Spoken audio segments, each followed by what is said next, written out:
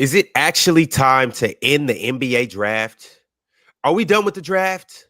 Adam Silver has alluded to making multiple changes, fellas, to the NBA draft and how it's set up, and just everything surrounding the draft, simply to minimize teams from tanking to get that top pick or a better pick. And he even alluded to doing a tournament at the end of the year. We've spoken on this. I'm assuming we'll talk about it a little bit more in this episode, but doing a tournament with the lottery teams, the team that wins will ultimately get the number one pick. Yep. But recently, he also came out and said, let's just do the hell with the draft. Let's do away with it. No more NBA draft. And this would essentially allow new incoming rookies to be free agents and sign with whatever team that they would like to sign. What? Is that a good idea? Wow. Get rid of the draft. Let rookies become free agents. We'll get into that. We'll also talk about, we'll continue to recap the All-Star game. Yesterday, we didn't get an opportunity to grade every event from the Rising Stars Challenge to the dunk contest to the three-point contest, All-Star game, all of that. And we also got top 5 comments of the week. We'll get into that as well. Y'all, it's going to be a fun episode. It's going to be a good episode. Mars, Chill, Penn. What's going on, fellas? Not much. What's good, yo? Yo, you in the house. Moss Blackman in the house. What's up, brother? How you running? Amazing. All right, let's get to it. Absolutely. So, all right, so if the NBA got rid of the NBA draft, how would you guys want the NBA to handle it? I got a method that I think would be amazing, but I would like to hear how you guys would feel about rookies being free agents and being able to sign with whatever team. well, first of all, Ron, the reason why teams are the way that they are is because of the draft. Like, as good as Golden State is, and the run that they had, they wouldn't be that if it wasn't for the draft, because they got Curry in the draft. They got Draymond in the draft. They got Steph in the draft. They got Harrison Barnes in the draft. Same logic with the Toronto Raptors when they won the NBA championship. Even though Kawhi Leonard came over there and they ended up getting Kyle Lowry in a trade, but the majority of those guys, they got them in the draft.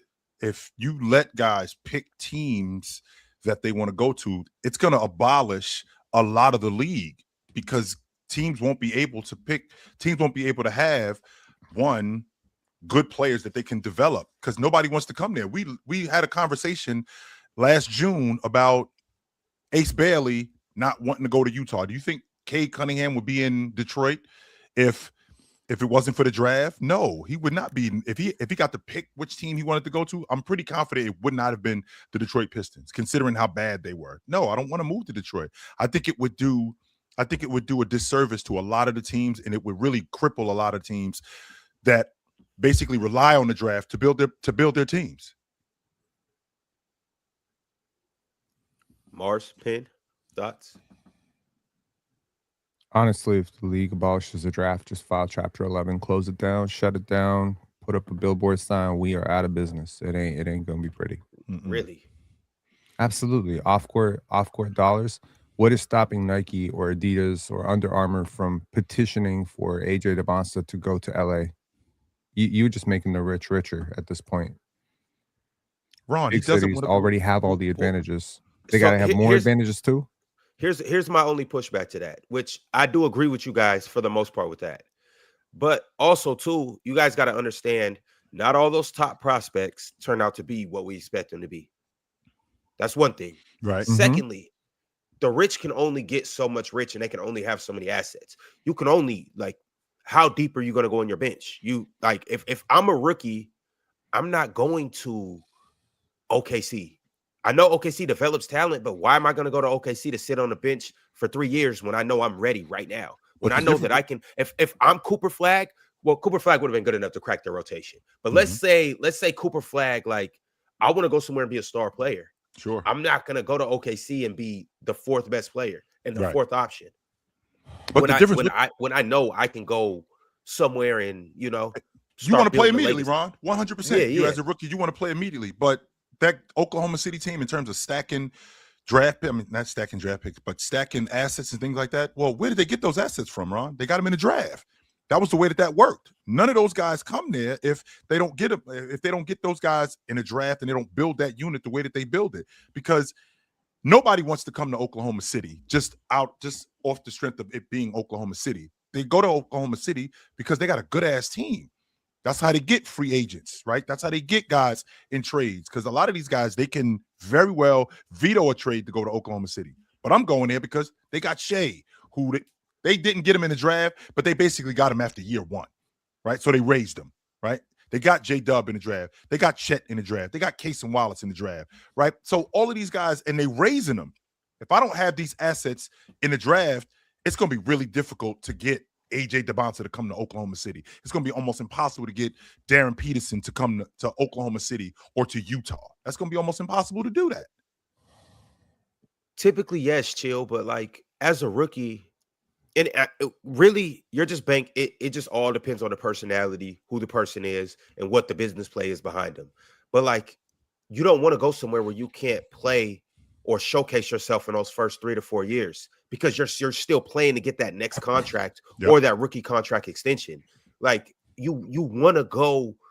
I'm not going to say you necessarily want to go to what Washington has been, right, or what Charlotte's been, but like you want to go somewhere where they're not the best team and have the best talent, so you can start and still, put up numbers and still showcase yourself. Right. But you wouldn't want to go somewhere that's just also terrible as well. Okay. So it'd kind of be a balance act, but it'll all depend on the rookie. Let me ask you a all depend on their question. personality, and it will all depend on their representation.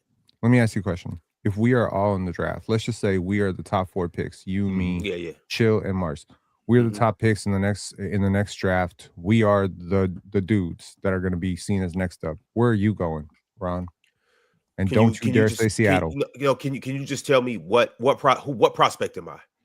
Out of the big 4 prospects. Ron, you could go anywhere between 1 and you're not going to be on the board at 4. Ron, I'm talking about the big 4 in college right now. Between the 4 of us, you're Caleb Wilson, right? All right, that's cool. That's perfect. But you could be the number 2 pick in the draft, though, Ron.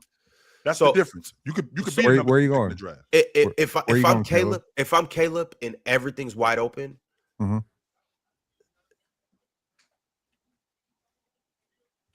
if you don't say the Lakers, you're insane. I'm gonna put it out there. You are insane if you don't say the Lakers. I don't know if I would go to LA though. Why? I can tell you where you're not going. Ron. You're not a lob threat. You don't want to play. You don't want to play off of Austin Reeves. You don't want to play off Luka? Are you insane? That is fair. Caleb Wilson as a lob threat, and Caleb. But the thing about Caleb Wilson is he's not slotted money, to necessarily. Yes, he does. But I mean, it's the NBA. If I'm one of the best players, I'm gonna get paid no matter what. My you're thing is paid a little bit more. I don't need to tell you. There's a little bit more dinero if you go to. Pin, here's the thing though, and this is what I'm not looking at today. I'm looking at 8 years from now. When I'm able to get the super max. If I go to LA and I'm in Luka and Austin Reeves shadows for the next 4 years, and I turn out to be a Jared Vanderbilt and I'm Caleb Wilson, and I turn out to be a Jared Vanderbilt with, let's say I could still shoot the ball at 35%, but I'm not all that feasible in offense. I'm a lob threat. Okay. I cut.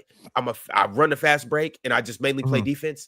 My value isn't a super max player. Whereas, let's say I go to Indiana, and I become the star player in Indiana. Now I can go to LA now in year 7. How are you on a becoming a star contract in Indiana? Like they don't have Pascal Siakam playing your position. They don't have, you ain't even starting in Indiana. Caleb Wilson was starting in Indiana. No, over Pascal Siakam? No, he's not. Are you insane? No, he's who's not. he starting over? But here's the thing, though. Pascal Siakam is an aging star. He's I can step in. Old. Yeah, I can. In 2 years, I'll be his predecessor. And Jared Vanderbilt is a G League player. You can step in right away. I'm just saying, man. Like, if you open this up, I'll tell you what cities are going to get selected over and over again: Miami, Orlando, maybe Orlando, but definitely Miami, definitely LA, definitely Houston, definitely Dallas, definitely San Antonio. That's just all the taxes. You definitely getting Cali, you getting LA, you might. It's not going to work like that though. All the prospects can't go to one. Chill. That's all the point. Prospects can't go to one this location. Is America. I know it's America. People do not actively just just take money out of their wallets. Their agents, like What Ron, are the for every schools? What are the schools do that are getting know the top prospects? We were watching this in LA, you do know NIL. LA has a salary cap too, right? Yes, you do they know do. they have limited roster spots, right? They also got two can't- teams too, Ron. They don't just the Okay. Lakers aren't the only team that plays in Los Angeles. If I'm The a Clippers top play there, too. prospect, I'm not finna sign with you guys to go play with your G League team. Okay, You guys well, do nobody- understand that these guys are a business in and of themselves. These Yeah, guys no have to doubt. position. You would be They're planting positioning trees for themselves Steve to Ballmer be an all-star. They're immediately. positioning themselves to be one of the best players in the league. Yes. I can't do that if I go play next to Luka, LeBron, and Austin Reeves. Okay, where are you What- going? Where are you going, Caleb Wilson? So Caleb Wilson? Yeah, where are you going? I mean, that's like you asking me on the spot. That's a tough question. If I'm Darren Peterson, Caleb Wilson's a little different. Okay, you can be because he Darren can Peterson. slide in different. Darren Peterson, I'm choosing to go to Indiana over the Los Angeles Lakers. 100%. Bet. Okay, cool. 100%. okay. You Now, are choosing Indiana over. Let me just put this out there. You are choosing Indiana over Brooklyn. Why? Brooklyn, maybe not. Maybe not. But Okay, so you haven't talked this through. Okay, here's I why I put you on do the spot. say That's my Indiana. bad. No, I'm gonna say yes. I'm gonna say yes, and here's why I do. Because once again, I laid out a couple different things. I need you to be semi-competitive. Mm. But I also need you to be not good enough so I can come and play day one, and I could be a star day two. Okay. Does Darren And day Peterson? three, Does Darren Peterson? What is Darren Peterson? He's in Miami, where training camp just opened. Who is their starting two guard on? Who is their starting two guard when training camp opens up? Oh, he's a starting point guard, Joe. Okay, there you go. Darren Peterson is their starting lead guard when the season opens up, or when training camp opens up in Miami, as opposed to in Charlotte, as opposed to in Washington, as opposed to in Salt Lake City, as opposed to in Oklahoma City. Even though Oklahoma City's got a damn good team, Joe, he's starting in Washington too. or Just in New throw Orleans. that out there. He's starting in New Orleans too. He's starting a lot of places. 100% I am. But you know why I'm starting in New Orleans? You know why I'm going to New Orleans? Because I'm getting drafted there. Now, if I don't have to play there and I can play in Miami, and to your point, Ron, these guys do this all for every AJ DeBonta that's going to BYU, 10 Darren Petersons are going to Kansas and Kentucky, and North Carolina, and Duke. That's what that is. They're not going to. They're not going to college. BYU. And BYU got college. some That's not money, the- yo. Yes, That's they why I do. went to BYU. And see, and that's another thing too, Penn. I'm glad you brought that up. Yep. The NIL has changed everything. We're not seeing all the top prospects go to like Duke's still going to be Duke. And I'm not saying that the Lakers aren't going to get. The Lakers might get 3 lottery picks, but I'm saying like it's not always going to be that top lottery pick going to LA just because they already have a plethora of riches. Right, Ron. As He's gonna a end up in Golden basketball State. player, I You're want right. to go play. But bro, I know if I go over there, that's the Steph show. I know if I potentially go to Pascal this aging, other but team- Steph's not. it's still a Yes. Steph show. That's a It's- fact, it's- man. That is Okay, you Steph- you Steph- told me Caleb Wilson could go to Indiana because Pascal Siakam 31 about to be in he's about to be all right. retired. All right, But you're right. Steph's So not let me take. Why- I would love to Chill go brought and play Chill with brought up. Steph. Chill brought up Golden State. I'm saying like Yep. another team that let's say Detroit for instance. I'm not going to Detroit as a point guard because I know I'm playing behind Cade Cunningham. What is And it's my Detroit point? too, If, by the way. I'm the top rated point guard, why would I want to go play Then behind why did Cade Jaden Cunningham? Ivey want to go to Detroit? Jaden Ivey's not a point guard. He's a shooting guard. He's an off guard. But we don't really have that today, though, really Ron. I playing mean, with like, semantics, man. He we- is a point guard. Jaden He Ivey plays wasn't a point guard at Purdue. He wasn't a point guard with the Pistons. He's not going to be a He's point a guard guard. with the Bulls. He was a He's guard. a guard, not a point guard. If I'm a Yeah. point guard who I'm bringing the ball up, I'm setting the offense, and I'm all of that, I'm not going to play with Cade Cunningham. If I'm Ron. Darius Acuff, I don't want to go to Detroit and play behind Cade Cunningham. If Ron, I'm I'm Kingston just- Flemings, I don't want to go to Detroit and play behind Cade. no, you don't, right? And also remember too, I would this much rather is- go to Miami. And this is a quality of life too thing, real talk. Like, remember, I only play basketball for a limited time. Like, I gotta live in Houston. I gotta live in Utah. Yeah, I gotta nobody wants to live go to in New Houston. Orleans. So where are you going, Cho? If you I- are Caleb Houston, where are you going? I can tell you where I'm not going. I really want to get through this. I really want to ask Mars, Caleb Houston? as Cam Boozer, where Uh-huh. he would go. I want to ask this because I'm curious. I'm curious if we all end up with the same answer. Right. Chill, so, you AJ DeBanza.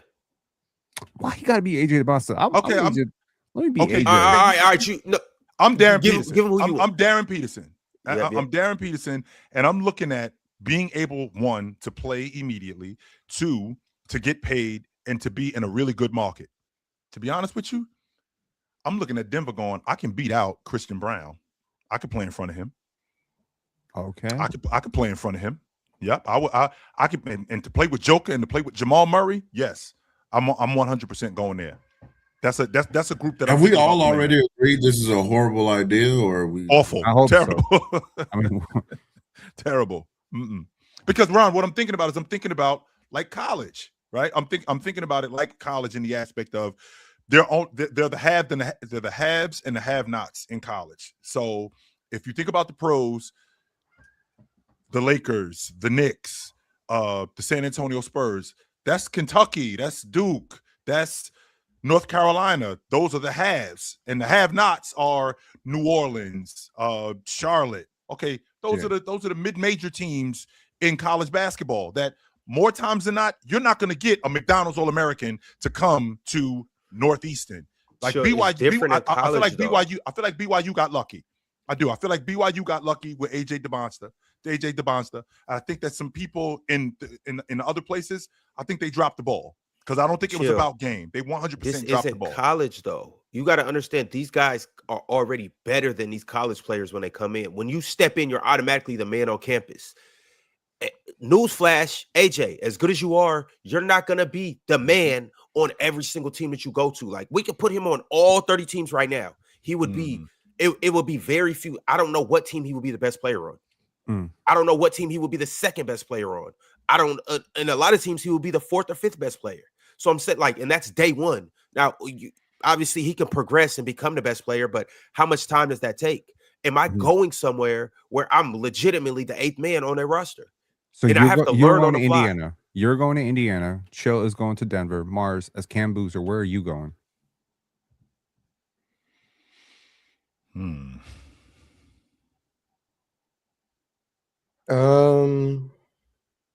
Interesting. I like Dallas. I like Indiana. Is Coop playing the 3? It would be me and Coop as the 3-4, yeah. I like Charlotte. Can I interest you in Brooklyn? You can interest me in Brooklyn. Opportunity, marketing. They don't got another player at my position. Those will probably be my 4 like teams on the short list, maybe. Yeah. I wonder how AJ DeBonsta would approach this. I do wonder how AJ DeBonsta would approach this. I think he would want to play with a great passer. I think he would want to play with a good coach. I think he would want to be in a good development situation. I think he'd want to be in a big city. If I'm AJ DeBonsta, chill. This summer, I'm taking my talents to the north. I'm gonna go and be the number 1 option in Toronto, the number 1 bucket getter. I'm gonna tell Brandon. Mars, I see you smiling. Retire. To be honest with you, this ain't really a bad idea. To be quite honest with you, it's a pretty great idea. The only reason why you smiling because it's Penn saying it, because Penn is a Toronto homer. But if that was me, like I'm looking at Toronto, I'm like, yo, this ain't a bad idea. There's Toronto an was a opening great for a market. 25-point per game scorer on this team, and I'm immediately walking into a playoff team, and I'm in one of the biggest cities in the world. Hell yeah. Yes. Or Chicago. One of those 2 teams. Yes. I'm going. If I'm AJ DeBonsta, I'm going to Toronto, or I'm going to Chicago, or if I could think of a third place, I would not mind Houston.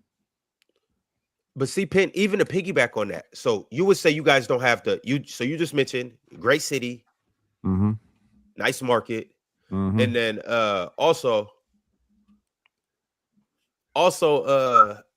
you said that you know somebody, and you have your biggest fan in your back pocket. I'll be right there. I'll be like supporting you. You didn't see somebody open your door, Chill? Yeah, I got the maintenance people outside. Okay. You guys thought Chill was under threat? Yeah, ain't no. I got the maintenance people outside. They I got something going on with my. I was like, what? Yo, buddy finally snapped. I was like, damn.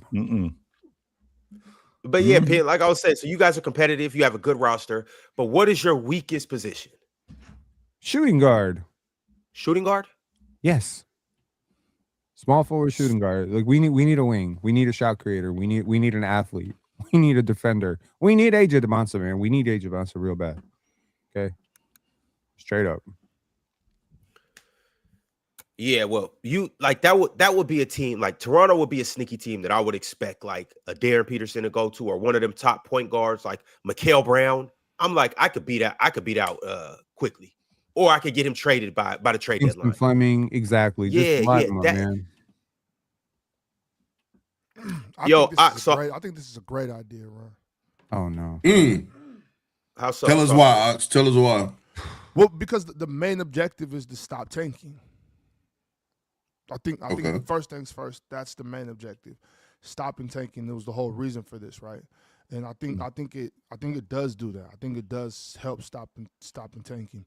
One issue I do have with it is for teams like OKC that have amassed this a treasure chest of picks. Like, what do we do for them? Do we give them like a little break with cap space or something like that? Like, how do you compensate them for the draft capital that they've already gotten? Right.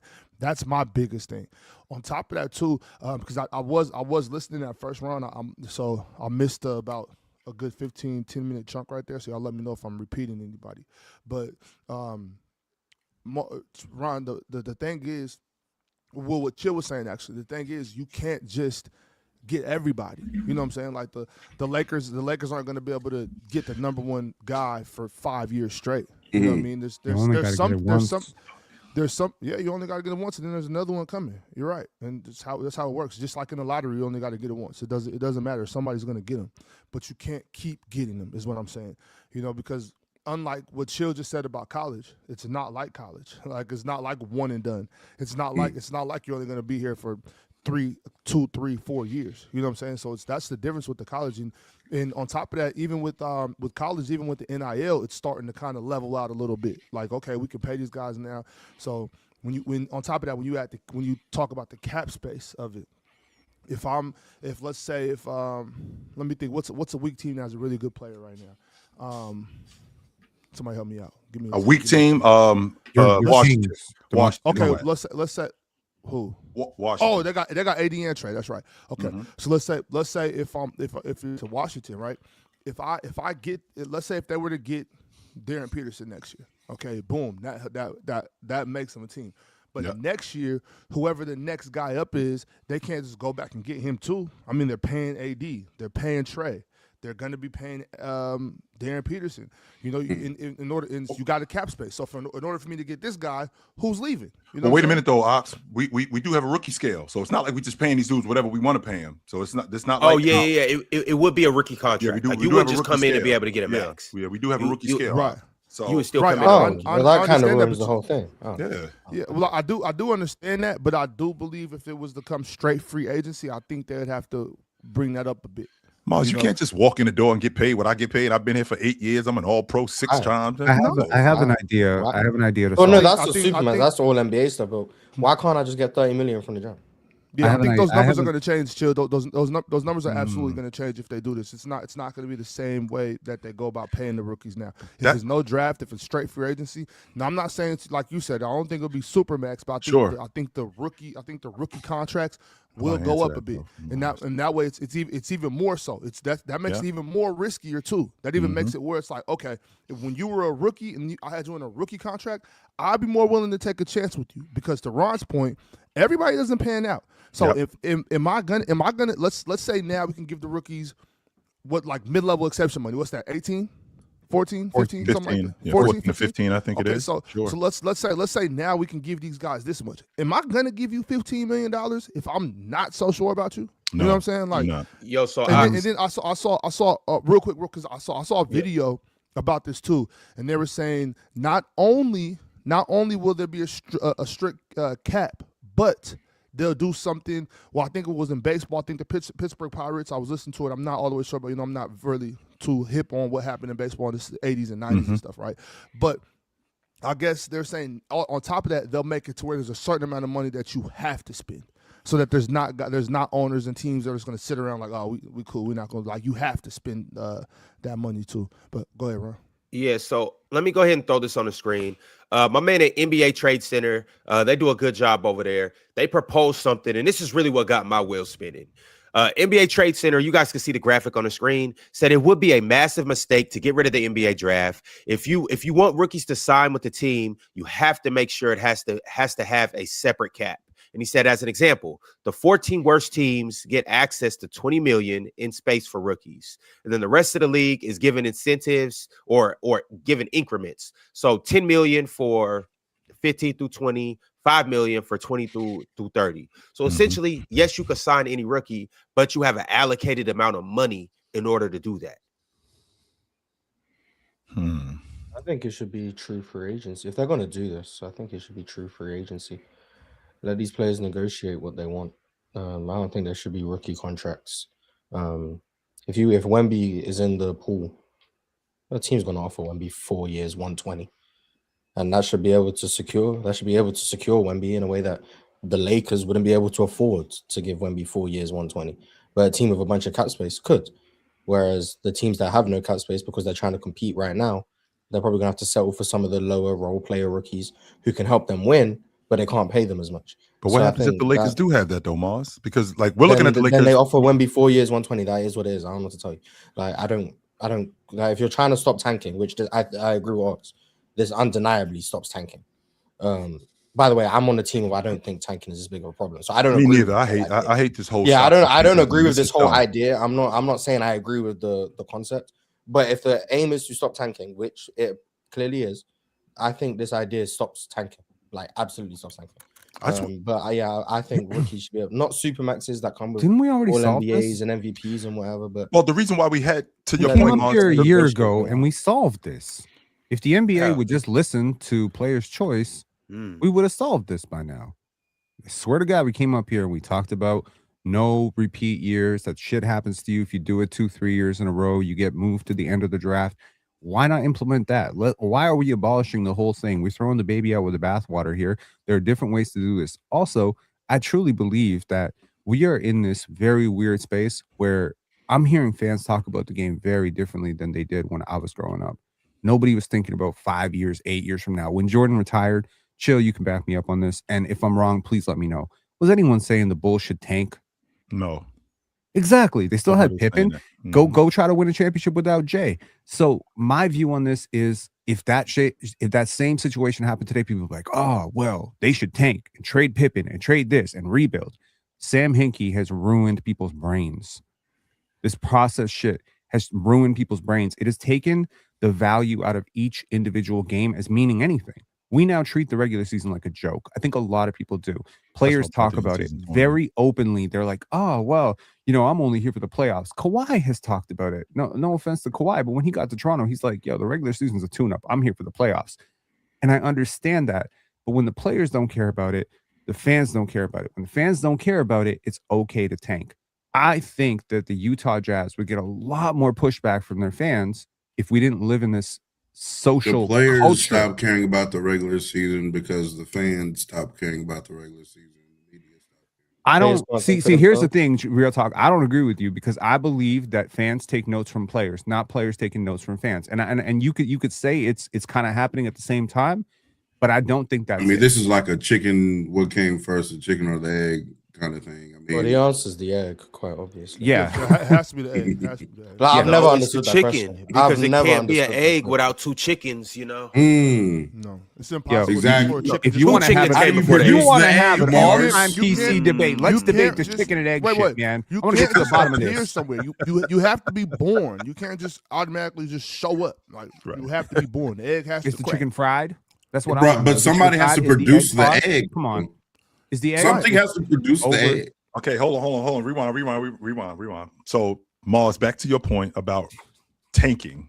Okay, so as a rookie, so what we ended up doing was, I want to say in 1984, Big Dog signed a contract. He was the #1 overall pick. He signed a contract with the Milwaukee Bucks.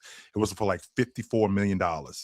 And that was more money than like Dominique Wilkins was making. That was more money than what all the stars were making. So this is when it started to become a problem about rookies. Like, wait a minute, Jason Kidd signed a big contract, even though, to your point, in terms of being a free agent, even though I got drafted somewhere and they own my rights, even though they ended up being worth that bread, this became a problem because on the merit, you haven't really shown that you are worth this money. So the idea of having a rookie scale where you come in for 3 years, this is how we start this.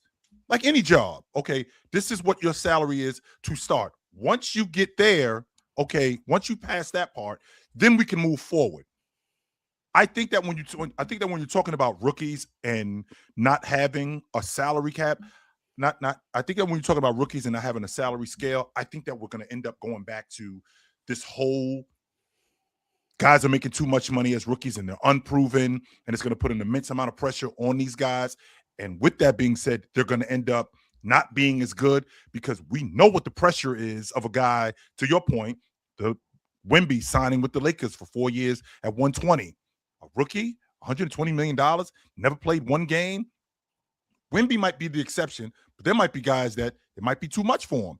And now we just wasted $120 million on this kid who didn't pan out. No one tell you to pay him that much. But you made a bad decision. Right. People sign bad free agents all the time. But here's the difference, though, Mark. The difference is that I can make that bad decision, but it wouldn't be as bad if that $120 million was $25 million. Chill. If it All was first 18 overall pick. I think if if you're gonna make them free agents, I think they should be free agents. I don't think it should be a separate free agency pool. They should be in the same free agency that I don't know who's in free agency this year. I don't keep up with that stuff, but like the same free agency that whoever's a free agent this year is in, which means you should be able to offer them whatever they want.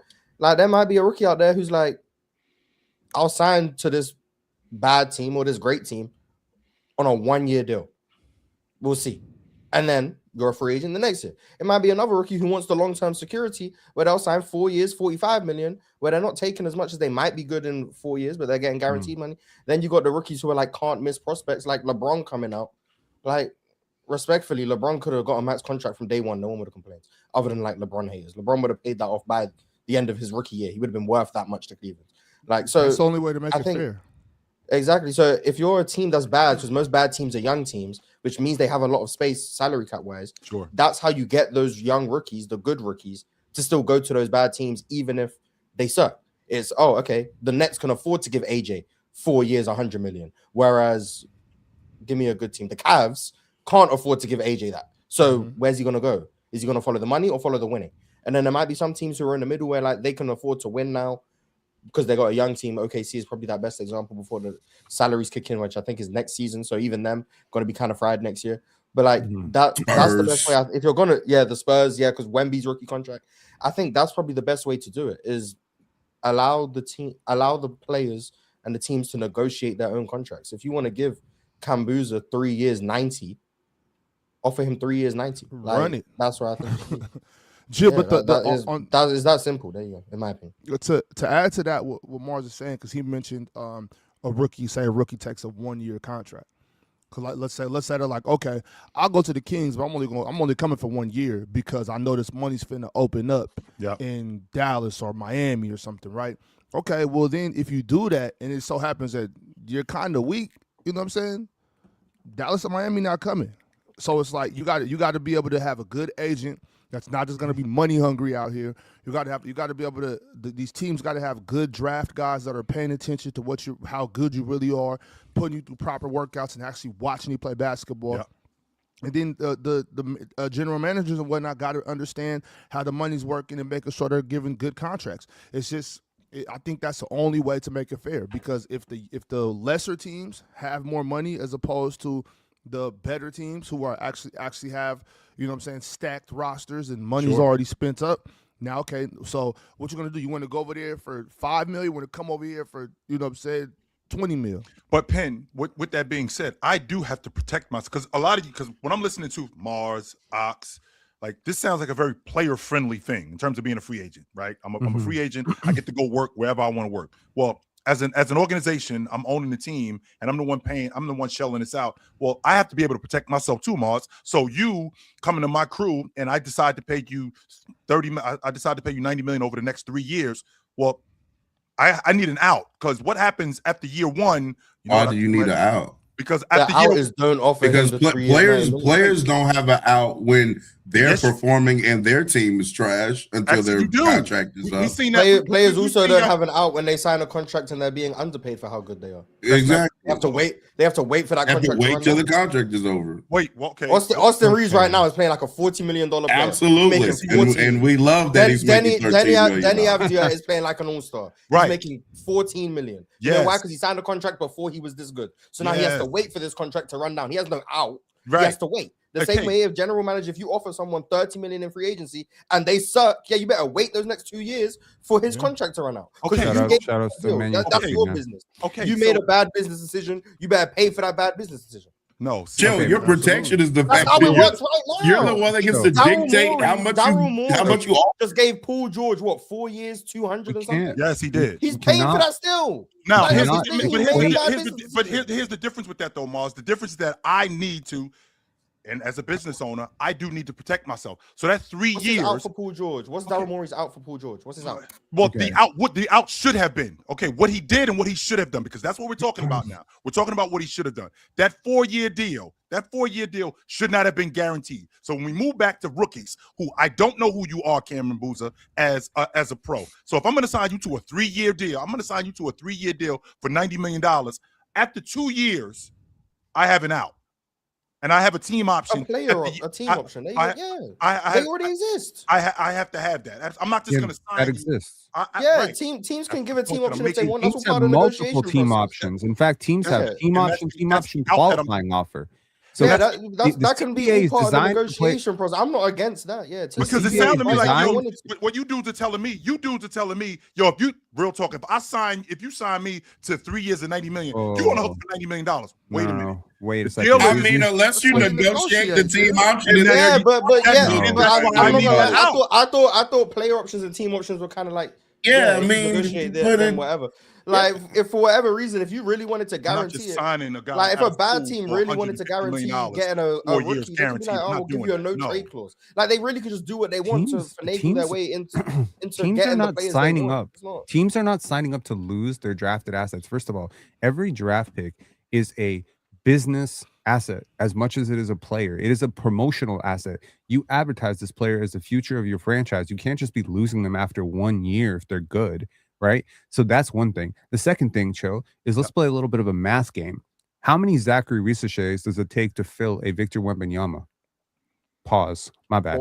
But wait. What he's saying is how many Zachary Risaches are there that would it take?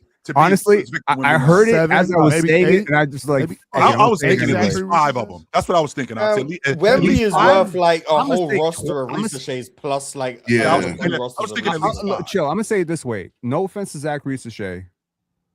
I'm taking a single Victor Wembanyama over a roster full of Zach Risaches, a G League team full of Zach Risaches, an international team full of Zach Risaches, and a draft picks worth of Zach Risaches. Like, there's no comparison between these two players. And the point here that I'm making is when people talk about, well, you can't have too many number 1 picks. I don't need too many number 1 picks. If I get LeBron, Shaq, and Wemby, I'm good. I win 15 championships in a row. Yeah, so that's obvious from a team perspective. Their cap space for the drafts that they deem generational. Teams in like 2019 would stop offering out 5-year deals because they know Wemby's coming around in 2023. I think that's just strategic cap maneuvering. You know, because like Wemby, it's a supply and demand thing, and I'm here to supply. I'm here to supply a solution, okay? And here's my solution. What if we give the players, every single player who's draft eligible, 2 teams to veto? These 2 teams cannot draft me. So if you become an absolute joke of a franchise and you have the number 1 pick, guess what? The best player can choose not to come. We don't have the worst number 1 picks of all time. But I can do that anyway, though. Right? I can do that anyway. Like, it just you really can't, because Dominique Wilkins did that when Utah. 100%. I'm not going to Utah. I'm not going out. Like a legitimate, like if Utah does it's a not game of chicken, man. Like we just talked about the chicken and the egg. It's a game of chicken. I'm not. You going can do that if you're a free agent. You can say I'm not coming there. Just two. You could say these 2 teams cannot draft me. You joke ass franchise. You all your players keep getting injured, or you got 5 players in my position. That's bad for my brand. That's bad for my development. I don't want to go there. Yes. So what happens If in you theory if like the number 1 pick team, everyone vetoed them? That pick just Cool. gets Well, moved then to you another team? suck. And maybe you didn't deserve to have a number 1 pick. And maybe I don't want to see a generational. But then they can't draft They- anyone that year. They just why stop? They Why can't stop? trade Why the pick stop? too, though. They can trade the pick. Why? But why They can trade stop? Why stop there? Why has stop no there? value Like you now. can't, you Everyone knows can't, they you can't can't draft. start. You can't start to give somebody power and then cut it off. Like why stop at 2? Just let them be free agents so they can just. Everybody can do that. It's not 2 teams that can't I draft. really am. If I'm a free agent, I'm gonna say no. You 28 teams can't draft me. I'm only gonna go to them 2. Put it all on the line. Make those 2 teams come get you. And if they don't want to come get you, then what you gonna do? Go back to school? Go overseas? You know what I'm saying? Like Yes. don't. Yeah, that's what I'm saying. Chill. Don't pussyfoot around. Don't say 2 teams. Give them full power, full control. They have Stop that now. tanking. They have No, we that now. don't. Yeah, Ox. So we clear. Ace Hey, I Bailey. can draft. I can draft basically do whoever that I with the want. Hawks. You know- If I'm the team, if I got first pick too, you can say whatever the hell you want. I'm drafting you. Now what you That's gonna a do? fact. And I then- don't let I don't give a nobody shit what let- nobody said. If I'm Yeah, if I'm I'm the not Utah letting Jazz, these players- You're just never playing the NBA. Shit. That's hey, it. you know what I'm saying? If I'm the Yeah, Utah I Jazz get it. and Darren Peterson Yeah. say I'm not coming there, guess what, buddy? You better pack your damn bags. Exactly. You go No, because I'm here's the drafting thing. you. You know what? Well, then don't show up. You can't play for Then I nobody won't. else. And You on my team. You gonna cut up your nose to spite your face. Not only will I not show up, what you're Hold going up. to do is you're going to waste the draft pick. Very much like Bo It's- Jackson. You're gonna You're waste not- a career. No, I'm not. You're Because I not- know pretty well. I never played in the Chill, NBA. that never happens though. Chill. Hypothetically, It I'm the never Utah will Jazz. I happen. win the number 1 overall pick. Because it Let's never- say Hypothetically, all just the go top back to college, prospects, right? all the top prospects veto Utah. Okay, let's just pretend that I'm the Utah Jazz. I'm Danny Ainge. I win the draft, and they say, "Nuh-uh, I ain't coming there." Cool. Now I get to offer. So let's just say the top prospects veto Utah and they veto New Orleans, or New Orleans don't have their draft picks, so they veto. Who are they vetoing? Some other team. Okay, The Bulls. Let's just say the Bulls, for instance. let's just say the Bulls. Okay. Okay, the Bulls. Okay, cool. Washington. So Washington and that. Okay, cool. Now guess what? If I am Utah, I now have 28 teams that are super interested in Darren Peterson, all of whom are on this list, on all these players' lists of eligible draft targets. I can now dangle Darren Peterson in a 28 team war of assets. I can get whatever the hell I want. I can get 15 You would future get first-round something picks for it. significant for that. You would get absolutely something. You get would franchise get some player and value. probably 5 future first round picks. You know how much these picks are worth? So my point is, it's not the end of your franchise. 5 future firsts and yeah, sure. Absolutely. 5 future firsts. And a Do you have franchise any player. concept of how much 5 years these down first the overall line. picks are worth in a generational draft? No, Do you have any for concept of what Victor Wembanyama was worth? If that pick was dangled on the open market, it would be worth $100 million immediately. It is worth so much. So When you get a so let the generational teams prospect pay number Wemby one in the $100 draft. million. If that's how much drafting him is worth, let them pay him $100 million. Mars, I get what you're saying. Ox, I get what you're saying too. Like if you're gonna open it up. I'm with Chill though, and for some other reasons. These rookies got to come in and they got to pay their dues. They got to prove their worth, and it's just been tradition for a long time. You could come in as a free agent, cool. Like if that was so, the biggest thing is Adam Silver does not want teams to tank. So if Adam Silver was to come in and say we're going to abolish tanking, or we're going to end tanking by abolishing the draft, now these players can sign to whatever team they want to. No. I still believe that rookies would still have to come in and command their value, Small or market come teams. come in on a rookie scale. But you're worth what someone's Do you know willing why to this pay will never you. ever No, be? I You know why I- this will never pass? I If Because a small team's market willing to teams, give you 40 small million, I market don't get how you teams- haven't commanded your value. small market teams outnumber big. You have market done teams that, Mark. I'm not every going- single Exactly. year. That means they've seen That's why enough this will to never believe that you're pass. worth that. No one's just Because- handing out 40 million for But vibes. Pins, No, I get that, but I'm saying though, like I still think it should be on a rookie scale. I still think that you should work your way up and earn your way. And part of that is because once again, like you got to prove that you're an NBA prospect. You got to prove that you're worth that. You got to come in The best actors and in determine the world and determine end your up in value. Hollywood, Ron. The best actors in the world end up Yeah, in Hollywood. I They just don't dis- end I up in just Hollywood. They disagree. end up in New York. See, I'm trying Ron, to tell if you do that, when Ron, you're the if you best do at that, what if you you do do, that, if you do that, Ron, then that's how the rich stay richer. You like if you Yeah, do that, I you just it's no point in doing this thing. If you're gonna do it that way Because kind of how it was on that graphic. It'll still be a scale though. Like you have 20 million. The lottery teams have 20 million that they can pay their draft assets. So if they want to, they can say, "Yo, tank for that. They're gonna tank for that then." Yo, Cam Boozer, I got 20 million for you. Why is this tanking thing such a problem? Why you acting like tanking is like tanking doesn't happen? Why are you acting? No, he just doesn't. Why is that problem? What are you concerned about me tanking for? Go ahead, Ox. Please listen to me. Please explain. Because if I got to explain that to you, Chill. The reason why I'm asking I can't. Because I'm going to run this. Playing to lose is weak. That's it. Playing to lose. I can't do this. Okay. Number one, I understand your logic about just playing to lose. You guys are worried about the fans. The fans are going to come back. Pro football proves that all the time. Pro baseball proves that all the time. Pro hockey proves that all the time. Don't worry about the fans. They are. Why would I not worry about the fans, Chill? You are going. If I know that if I work too hard and I'm not home enough, and that means she's gonna go kick it with the milkman, the plumber, and the cable guy, and the host, and the host, and I know she has no integrity. Why am I gonna come back? If I know that if I'm out doing my job, I'm doing my job. I'm showing up. I'm making sure I'm doing what I'm supposed to do. But because you're not getting enough attention, you running around town with the milkman. You have no integrity. You have no integrity. You have no integrity, and I ain't coming back. Okay, here's the difference. I ain't coming back.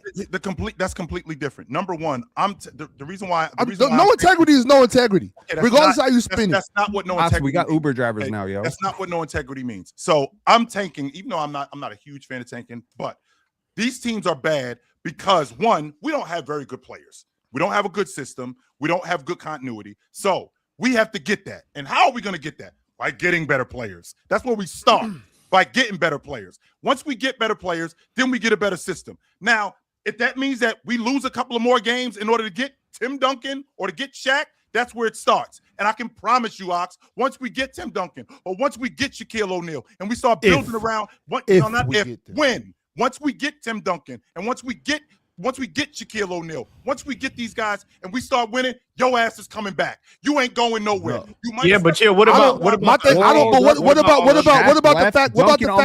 want to?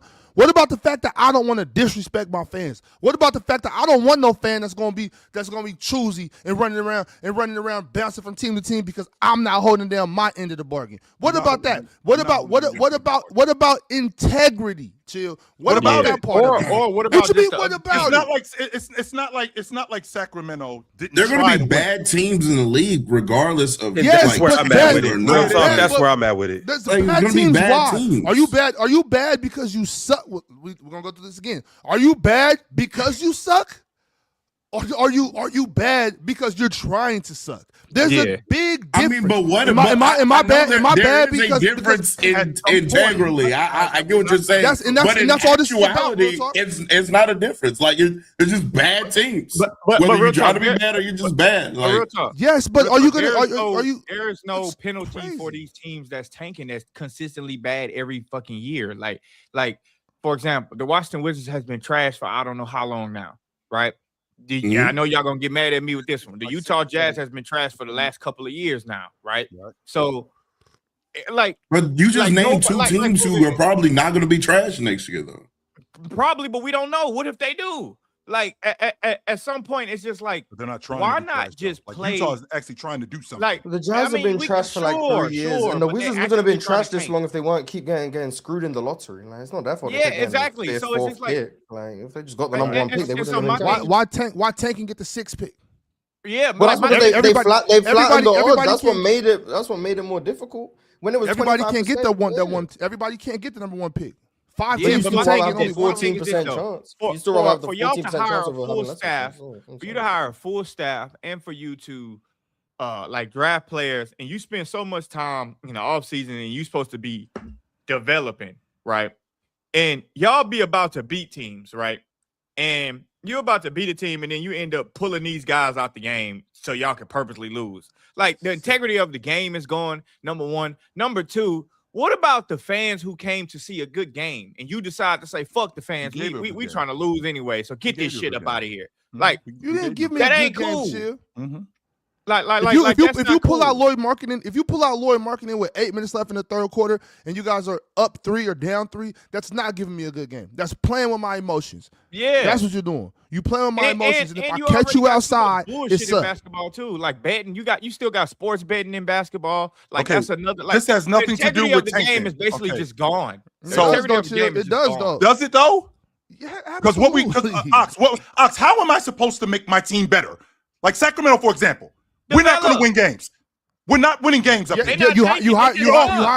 You hire somebody. You just did that. You hired Christie. You got that wrong. No. I'm not. I didn't say. I'm not. Hold on, chill. I'm saying you hire somebody that could come develop players. Okay, you know what I'm saying? And that's not your head coach. That's not my head coach's job. Okay. I'm not hiring a head coach that's a developer. I'm hiring head coaches that are good at delegating tasks and being the leaders of men and that actually have some basketball sense about them. I'm hiring a staff to develop players that can sit them.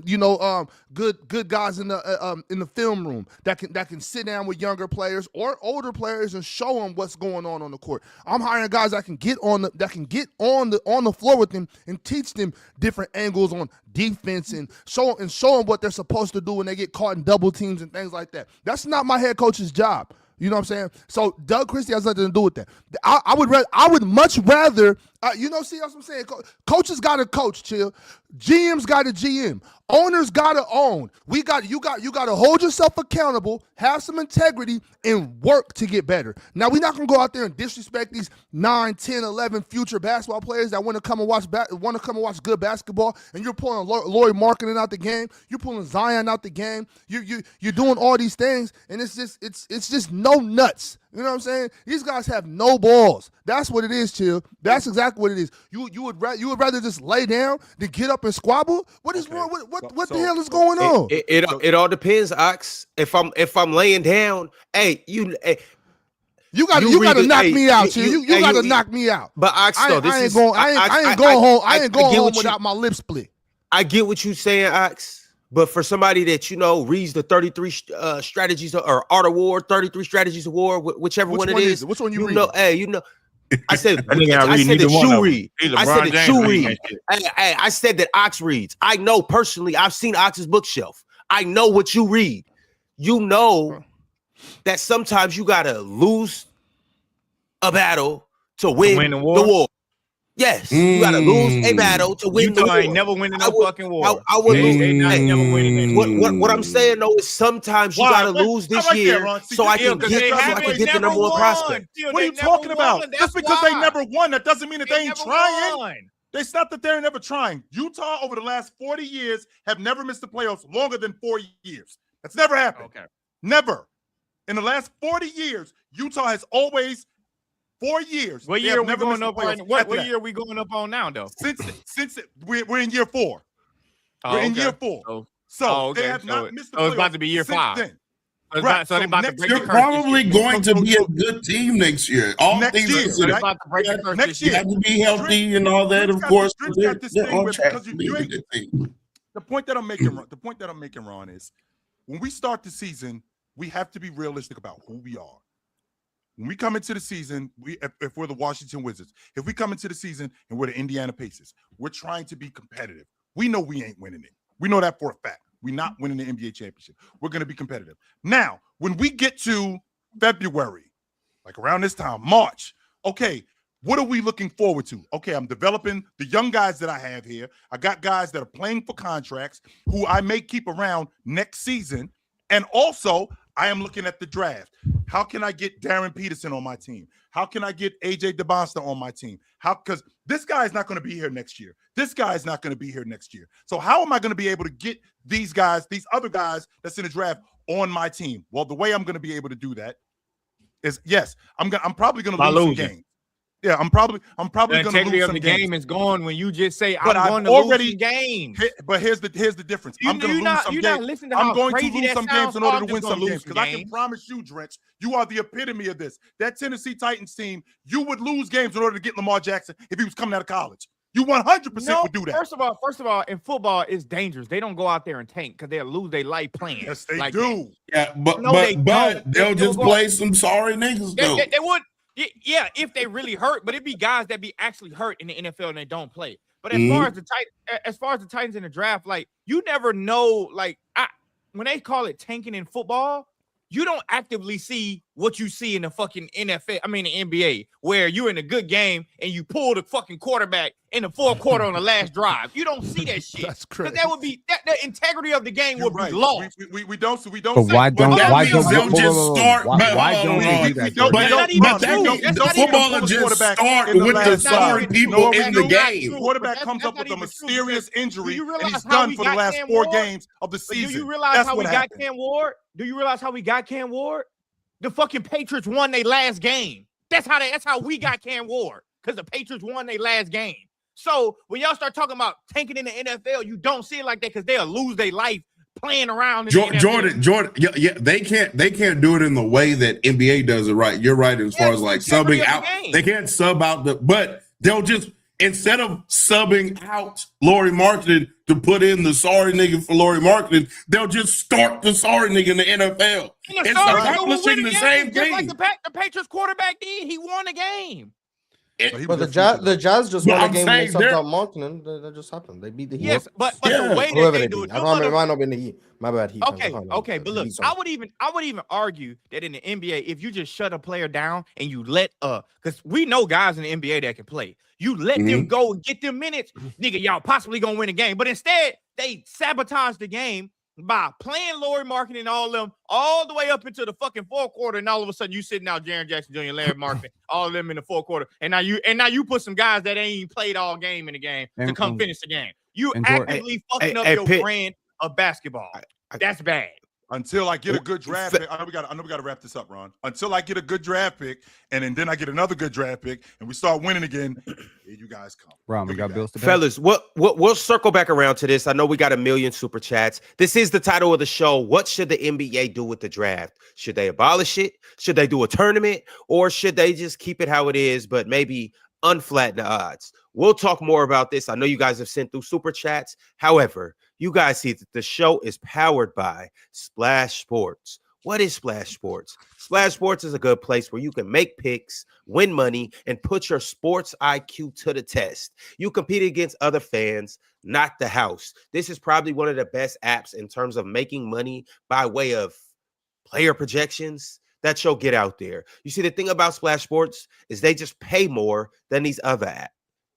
They just pay more than these other places. They just pay more than these other fraudulent companies. And on top of that, you play against other fans, not the house. Big Ox, we're going to get into it right now. We're going to show the people how to do quick picks on Splash Sports. Oh, we hit yesterday? Did we? Absolutely hit yesterday. So you say let's score. No. All right, well, tonight it's much of the same. We are going with 2 picks, and we only have college to rock with tonight. So let's get into it. Fellas, we got 2 picks. Are there any players up here that you guys would want to rock with? Let me see who's playing. Oh, they're in college? Mm-hmm. Yeah, it has to be college. I mean, there's no NBA games. As UNC? It's just a pleasant surprise.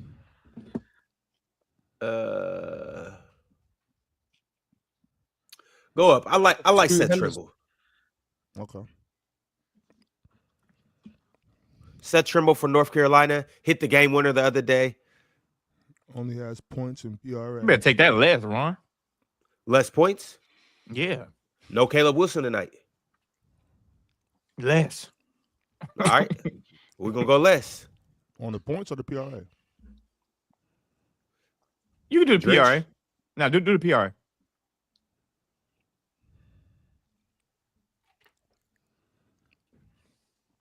Okay. Caleb Wilson do a lot for them. No, Caleb Wilson's not playing. I know, that's what I'm saying. But I think he does a lot for them, for the other team. Like, so I don't think they have a great game. Okay. Caleb Williams is. I think he's done for the season. Michigan State. Oh, right here. Tunde Yusuf. What's it? Haggerty too? Yes, a fool. Yeah. I think Haggerty leads the nation in scoring too. So what y'all want to do? Y'all want to rock with Haggerty? That nigga 28. Is his name Yesufu? Yes, a fool. Yeah. That Yes, shit sound like fool. no, That's or the one. yes, you fool. That's what you are. He No, definitely Tunde, yes. ain't fool. You better ask AJ the bounce about him. He be killing AJ. Tunde, yes, a fool. Who they playing tonight? I don't know who they play. Don't say. They're playing K State. K-State. That's gonna be a good game. take What a y'all want to one, do? yes, Y'all, I want the more. Against Yes, Coach Scott Drew, former guy, go more on the points. I think Tunde That's gonna where get like that's where I'm 22. going. Easy. all right, that's what it is. Those are our 2 picks for the day. We got Tunde, yes, fool, and then we also got Seth Trimble, and that's really just how we rocking, y'all. It's that quick, it's that simple, and it's that easy. That's the quick picks on Splash Sports. You see on the bottom banner, we will match up to $50. So if you put $50 in your account, we'll match that $50 when you use code PLAYER. That's how we doing. That's how we rocking. If you like our picks, double down on them. If you don't like them, then make your own picks, send them to us, and let us know if you hit with those picks. We'll see you guys in the winner's circle. All right, we got some super chats, y'all. So let's get to these crunch time chats. Chat, salute to you guys. It's been a while since we got to the crunch time chats, but hey, here we are right now. Let's see what you guys got to say about what we've been talking about this episode so far. The first super chat I got is from none other than J718. Jay said, to counter real talk about KD's burner yesterday, basketball is a team-oriented sport. You might pay your star, but that doesn't mean he's above the team, because if he affects the chemistry of the team, he's likely gone. Yeah, that's not true.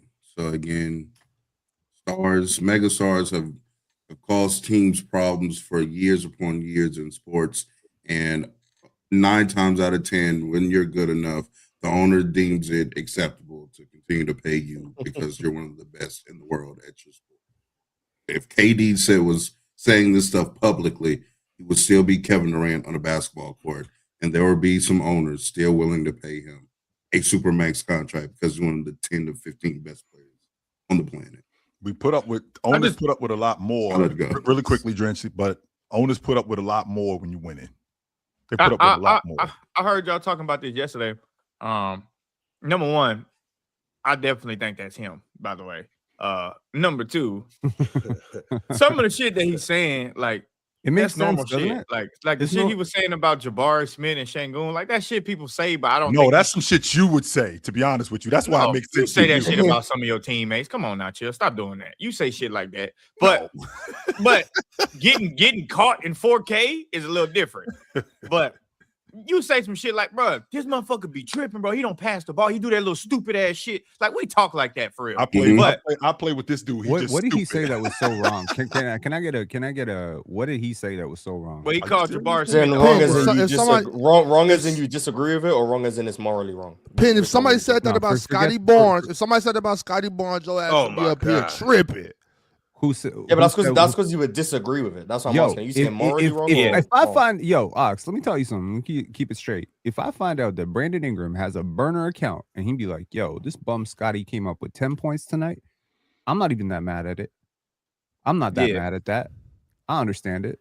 That's normal shit. That's normal shit. It's really normal shit, to be honest. Like, so you that's what somebody I'm can't like. shoot What I'm really asking is, what did he say that was wrong? What did KD say that was wrong? Do you know what he said that was wrong? Real talk.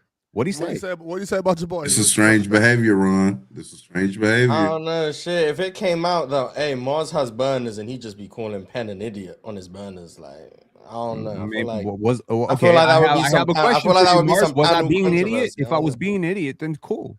Well, I'm saying idiot to not say the other word because I will get us banned on here. Right. You had a problem with Jaylen Brown saying Scotty Barnes had an extra chromosome. I saw you. You were upset about that. Extra chromosome strength. Not autistic. And so now you're sitting here like, what did KD say wrong when he literally called Jabari Smith Penn really restarted? So Penn, really quickly. Penn, really quickly. Idiot is kind of different. Okay, Penn, he said. Yeah, but that's why I said I didn't want to use the actual word he used. Right. So Penn, really quickly. But that one I can understand. If I was on a burner and it got exposed, you that I'm calling Penn that words, or I'm saying I'm insulting all of you guys basically. So on my burner and it gets exposed, we gonna act like that's not gonna cause a problem up here? yes, it is. It depends. If you 100% it is, call us an idiot, it's because we up here, we not playing. We talking like this is intellectual. So that's totally different. But as far as somebody playing basketball, like you talk like that, like bro, why do he keep I'm moving? not arguing. I'm not arguing that people This talk ain't like that. I'm fair. arguing that once it gets brought to light, yeah, that causes problems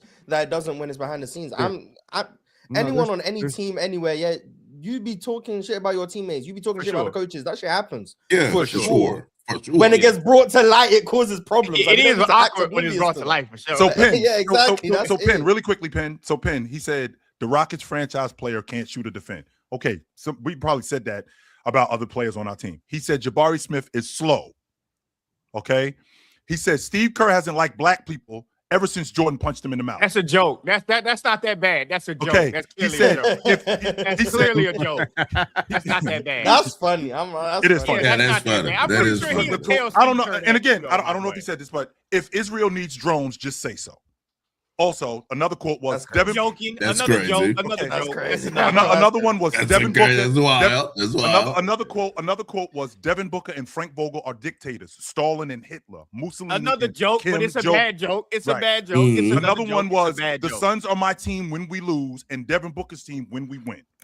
He ain't lying. Okay. That's just that. If these are KD, that just sounds like I'm just saying, I'm gonna run them down for you really quick. KD has Twitter humor. That's kind of what. Yeah, I'm gonna run them down That's for what you. I'm saying. Like it's So, not as bad as okay, you just first said. of all- It's just- really it's just quickly, he got Ben, I'm almost caught. done. That's Yeah, what it is. go He ahead, just go got ahead. caught. Go ahead. Another quote was but again, court is the problem. I miss Ben Simmons so much. At least he could pass the ball. Facts, man. We all miss Ben Simmons. You talk like this about your teammates. Yes, Okay. you do. We all miss Ben Simmons, man. We all Another miss Missing quote- Ben Simmons is crazy. Another quote. We all on the miss team Ben with You outing Simmons, yourself man. as the worst If I was teammate on the ever. team with Swiper and he kept putting his head down and fouling every goddamn game, I would ask if he was the same shit as Jabari. I'm like, bro, why the fuck do he keep doing that? Are you slow? Yeah, are Like, you slow? that's normal. So Penn, again, That's But you'd normal. ask him to his face, Jordan. So Penn, another quote I'm like, was why the fuck he keep doing that? Steve Kerr never designed plays or suggested anything, but he won several titles. Well, we believe that. We know that. Another quote was, I miss James Harden so much. He has a good heart. A bit naive, but I No, understand. delusional, a bit delusional. Okay. Facts, though. Okay. What's wrong with that? I don't think James saw that and said, "KD, why you said that about me?" He missed Ben Now, Simmons Russell and James Westbrook. Harden. Another quote was Russell Westbrook. I don't understand. Another quote was Chris Paul doesn't know anything. Another quote was if you Another don't- fact. I disagree the hell with that. That is not a fact. Happy retirement, Chris Paul. Hey, boy, Chris Paul. They ain't want Chris Paul in the NBA. We saw that boy hooping outside. I was like, Another boy, that one, shit do you another bad. one was if you don't set the screen and pass the ball to Steph Curry, the Warriors will release you. I don't As think they anybody. should. That is As not. they That is should. not new. Jonathan Kuminga found That, out. right, that is Yeah, not now new. that he was spitting on that. Right, that is not. He new. was spitting on that Right, one. anybody knows that. Another quote was, "Does anyone know anything about Jokic's turnovers?" He I don't know doing the what game that's knowledge. alluding to, Yeah. but He doing the It's really knowledge. not that bad, bro. I'm Yes. telling you. Like, it's the And- only and- bad part about it. It's cowardly. One more drench. Like, brother, Drench, one more take it from your one more account. drench. That's what we mad about. And one more drench. And the last quote was, Kyrie Irving wasn't competing against me, but that triple-double addict, Russell Westbrook Crack was. addict. No, cocaine addict. That That's one, what- I don't that's understand what why he the put the quote cocaine on that one. That- I that's just what the don't quote understand read. why you That's put the that Chill, one. we on. got bigger shit to fry, man. There are people getting exposed for like Yeah. shit that's really serious. What are we doing here? You talking Yeah. shit? I do my feel like thing the is, tweet, it's funny. the tweet thing is kind of taken away I don't from think like he the said it, bigger to be honest issue with you. with I don't think he said it. whatever, but I get No, it. I think genuinely it's funny, don't to be honest with you. I think it's care. funny. I don't think it's that serious. I think the most serious part is kind of what Real Talk was basically saying. Like, say it with your chest. That's the Yeah, only that's thing we what- mad about. Like, bro, stop this burner shit. How and do we just know say- he didn't say what it to you these mean. people? Like, I don't think nobody would. but he- Antonio but he- Brown did the same shit, and he got on the team with the same guys he was talking about, and they still said he was cold. Like, Antonio Brown had the same Twitter that he still do now. He was doing that on the team with Ben Roethlisberger, still saying the same shit, and put his helmet on and caught all the passes. Like, it just say it with your chest. That's really the only thing you could be mad about, because it's like, bro, why you doing this shit? And really, wouldn't nobody even know if it was him had he not said he had burners. Like, he the one that brought that shit to him. So it's kind of like we really, I don't know. Some of the shit is weird. If and it's bad. not him, this is gonna be But like. how do we know hilarious, that, but- that it's he's not? clearly him. How do we know he's not It's keeping clearly this him. energy in real life? First of all, second of all, I really I'm just trying to find out what he said that was wrong. I'm not. No, he said a lot of shit that was wrong, but that wasn't supposed to be heard. My view You on say this shit is about your teammate that you don't want them to know. First of all, Jordan, me or you or Mars having a burner is a totally different situation. We are not making $50 million to play basketball. We do not have owners in a league that is worth billions. And us saying this stuff would create a kerfuffle. If I wanted to share my views on politics, I'll fall myself. But if KD wants to share his views on Israel and Palestine and whatever, the Rockets will plummet. The league will plummet. Correct, but that's not what he's talking about. I think KD was just joking with that, by the way. Well, I mean, whatever it is, I'm saying like a lot of these athletes and celebrities, if they have burners, is largely because they're not able to say what they want to say because they'll get canceled. But that's cowardly. Right? But here's what I'm saying. Among all the things that people say in private, bro, if that's the worst we found, that ain't that bad. I'm just saying. But it's not about what he's saying. Think about the 10 most inappropriate things you've said in your house this year. Are any of us so for Trench this weekend? Dude, the shit, like, yo. What? I don't really say anything that crazy, to be honest with you. Now I'm thinking about it. Now I'm saying that back to both of y'all. I was sitting outside watching the game like last week, and I was thinking, like, boy, I'm glad this cancel culture is. I kind of like the cancel culture a little bit now because some of the shit that I would just say on X or Twitter back in the day was just totally unnecessary. Like just extremely. It's made you think twice. It's made you think twice. Yeah. Yo, Jordan, I got news for you. I got news for you, bro. I got news for you. Cancel culture ain't real, my friend. No, it ain't not real. I know it is not. So why you need a burner then? Shit, I go cancel because the money is real. Real talk. The money's real. Kevin Durant has FU money. He's made how much in his career earnings via contract, via Nike contract, via endorsements already. Kevin Durant has made over $500 million. Right. Losing your sponsorships is not getting canceled. Getting canceled is losing your primary source of income, which is your job. He's not losing an NBA job over. I agree. That's why I said it's not real. So why did you wait? So you're agreeing with that he doesn't need the burner? Yeah, look at you guys just arguing to argue. Yeah, I don't know what y'all arguing about, but I'm just saying as far as the burner thing, it's really not that big of a deal. The biggest deal is what Real Talk said, to be honest, is just, bro, put your face to this shit. Like, you feel that way, you make these burner pages, and like, I think he making these burner pages, to be honest, like I had a theory last night. He just be on X all day, and him and his friends be sending each other shit. Like, you know how we be sending each other shit on Instagram and shit like that? So he made a page to do that, and then he forgot that shit. That's what they was doing, and they were just talking and whatever, and somebody leaked it. That's my thing. Somebody leaked the bullshit. But at the end of the day, your teammate's gonna feel a certain way about it.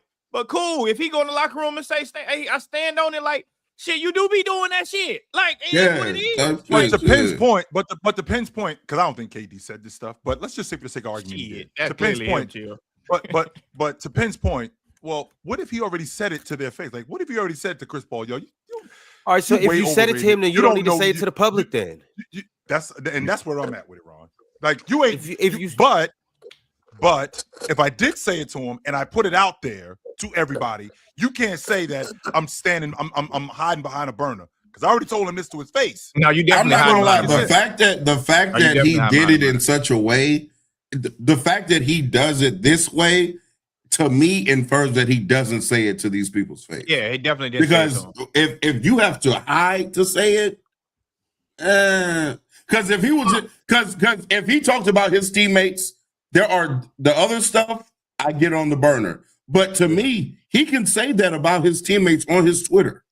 If he was really like that and about that, he could just say the stuff about his teammates on his Twitter.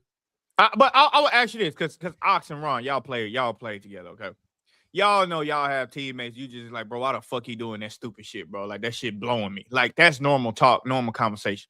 Now, as far as the thing, me personally, as long as it's mainly about like basketball and shit like that, you can say whatever you want to say behind my back. I really don't give a shit about that and basketball, because it's just like, that's just normal shit. What I didn't hear, like what you and your girl talk about, ain't for me to hear. Like, that's just real shit. Like, I don't give a shit what you and your girl talk about, like, because you doing something else. But as far as you going on a burner page, I can't really respect you as a man, because why did you go get a burner page to do that shit? But in his defense, it's not a tweet out. In his defense, it's not a tweet out. It's more in a group chat. So like, I would say the group chat is a little different, because he talking to, it looked like some more of his homeboys. So once again, I don't care what you and your homeboys talk about. Like, if I'm not in that group, I really don't care. Jordan, if you found out one of us had a burner and we were trashing your training skills, you'd be okay with that? It depends on who you like. First of all, me personally, I don't give a shit. He don't know shit about basketball. Okay, hold on. Let me pretend that I just found a burner account belonging to Real Talk, in which he said, I promise it's not That's mildly true. convenient that you use me as the example. Go ahead, okay. though. Go ahead. Though. I found a burner account that belongs to Swiper. No. It's convenient that he's number 2 for you. Co-owned by Real Talk. Okay, cool. Go ahead. In which they said, man, Drench just be breaking down these X's and O's like he knows shit. He don't know jack shit. I feel bad for the kids he trains. They should get their money back. How you feel about that? I wouldn't care, because I understand. First of all, I would say maybe his points is valid. Maybe I don't know what the fuck. Then I gotta swipe a burner to tell you about, my friend. I mean, I'm gonna be Drench. I'm gonna be honest with you, because I watch your film, and I value your opinion, because I think you know basketball, right? He does. But if I found out that you had a burner account that said, "Yo, chill, I'm on this Players Choice podcast with this old motherfucker who think he know basketball. This dude is clueless. He shouldn't even be up here with us." I'd be like, "Damn, I thought this was my man." I mean, listen. I would agree. Say that to my face. Yeah, it would make you feel a certain way. But at the end of the day, if we up here screaming at each other top of the lungs, and I say, "You don't know what the fuck you talking about," like, I can assume and you never said that. I don't know what I'm talking about. I'd be like, "Damn, I thought this was my man." The only thing with that though, so to go to that point though, what Penn was saying to you, Drench, I think it would matter more if it actually affected something. Like if you were somebody that had if you especially if we're on the same squad, like if we're on the same squad, we're supposed to be locked in together, we're supposed to be supporting each other. And you were saying these things to somebody that could actually affect, like if you were saying this to parents of kids that I was training. Or potential clients. Right. Okay, they're not gonna come mess with me because somebody that I thought was a colleague, a friend of mine, is bad mouthing me behind my back. I would feel away about that for sure. Now, if you just in the comments talking shit, I could care less. You know what I'm saying? Like you got a right to your own opinion. You know, so I just think that's the difference. Like if none of that stuff is affecting, and mind you, as a teammate, we are going to say things about each other's basketball, what we do on the court. For sure. I'm gonna tell Drench. Did you see that fucking shot? What the fuck was he doing? I was wide open. Like, bro, you gonna see what asked him, is he Jabari Smith? Get off the pill, Ron. Get off the pill, Ron. I'm gonna be like, I made the shot though. I'm gonna be like, but let's say if you didn't, I'm gonna be like, Morris, this nigga Chill ain't playing no D, man. What the hell going on? You know what I'm saying? I feel like you would also be like, you would go to Ron and be like, "Hey, stop shooting that dumb shit." I'm sure KD do that. No, I'm sure KD's done that before. I'm sure he's done that before. I didn't see him yell at Jabari in the game like crazy. Right. I didn't see him yell at Jabari. And Sengun too about the defense. I've heard him say things to Sengun too. So my thing when it comes to that, I don't think that type of stuff is really a big deal. Like I said yesterday, of all these things, I don't think any of it is a big deal. I just hope that Jabari feelings wasn't hurt about what he said about him. That's all. Right. And because I do think that matters. I hope if KD did say that, I hope Jabari is just like, you know. Oh, damn that little nigga feelings. Put a Band-Aid on it and get back out there and play basketball like you got some sense. It hurt his feelings. I would bet money someone up there got a burner. I look up to this dude. And he's saying that, I'll be like, damn, man, that's fucked up. But that's what's gonna make him take it serious, though. But then, hold on, though. What? Could turn Jabari the fuck up too, though. That's what I'm saying. That's the point I'm making. Like it could make Jabari say, "Oh, nigga, you got to come see me out back." Bro, that is not gonna happen. At the same Why time, not? KD be trying to give you never people know. a chance to say fuck him. Like, all right, and that's even better. Man up. But KD be giving people a chance to do that. Like, KD young won't nigga feelings them to think like that.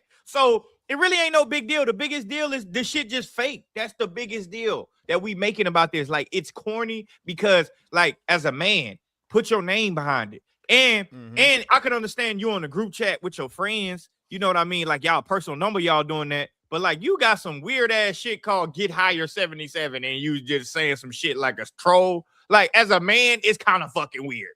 But dude, as a basketball player, you should, man, if I'm Jabari Smith and Shango, I'll bring it up. I'm one of them ones. All right, what you think, KD? Every time we in practice, I'm on KD ass because he think I'm slow. I got him. Yeah, I'm on that with KD. You getting buckets, Jordan? Must be slow if you think that you're gonna be able to guard KD. Ain't KD finna be 40? How old is KD? He'd be 37. 37. Fellas, we gotta move on because we Too can't. old for this shit, man. I'm sorry. We can't exactly. That's the point. That's the point I'm about to make. Real talk. I'm too old to be sitting here talking about a nigga that ran to the best team in NBA history. Oh my god. And now has multiple burner accounts. I think we can do better than this on the panel, y'all. But thank you, KD, for making our gossip and your mess a topic of the day. But the next super chat that I got from Teddy Hart, it's a $29.97 super chat. Weird amount, but thank you, Teddy Hart. Teddy said, what if for the top 5 picks, the next year, the best pick you are allowed to get is +2 higher than what you got the year before. If you picked 3rd last year, you can't get better than the number 5 pick this year.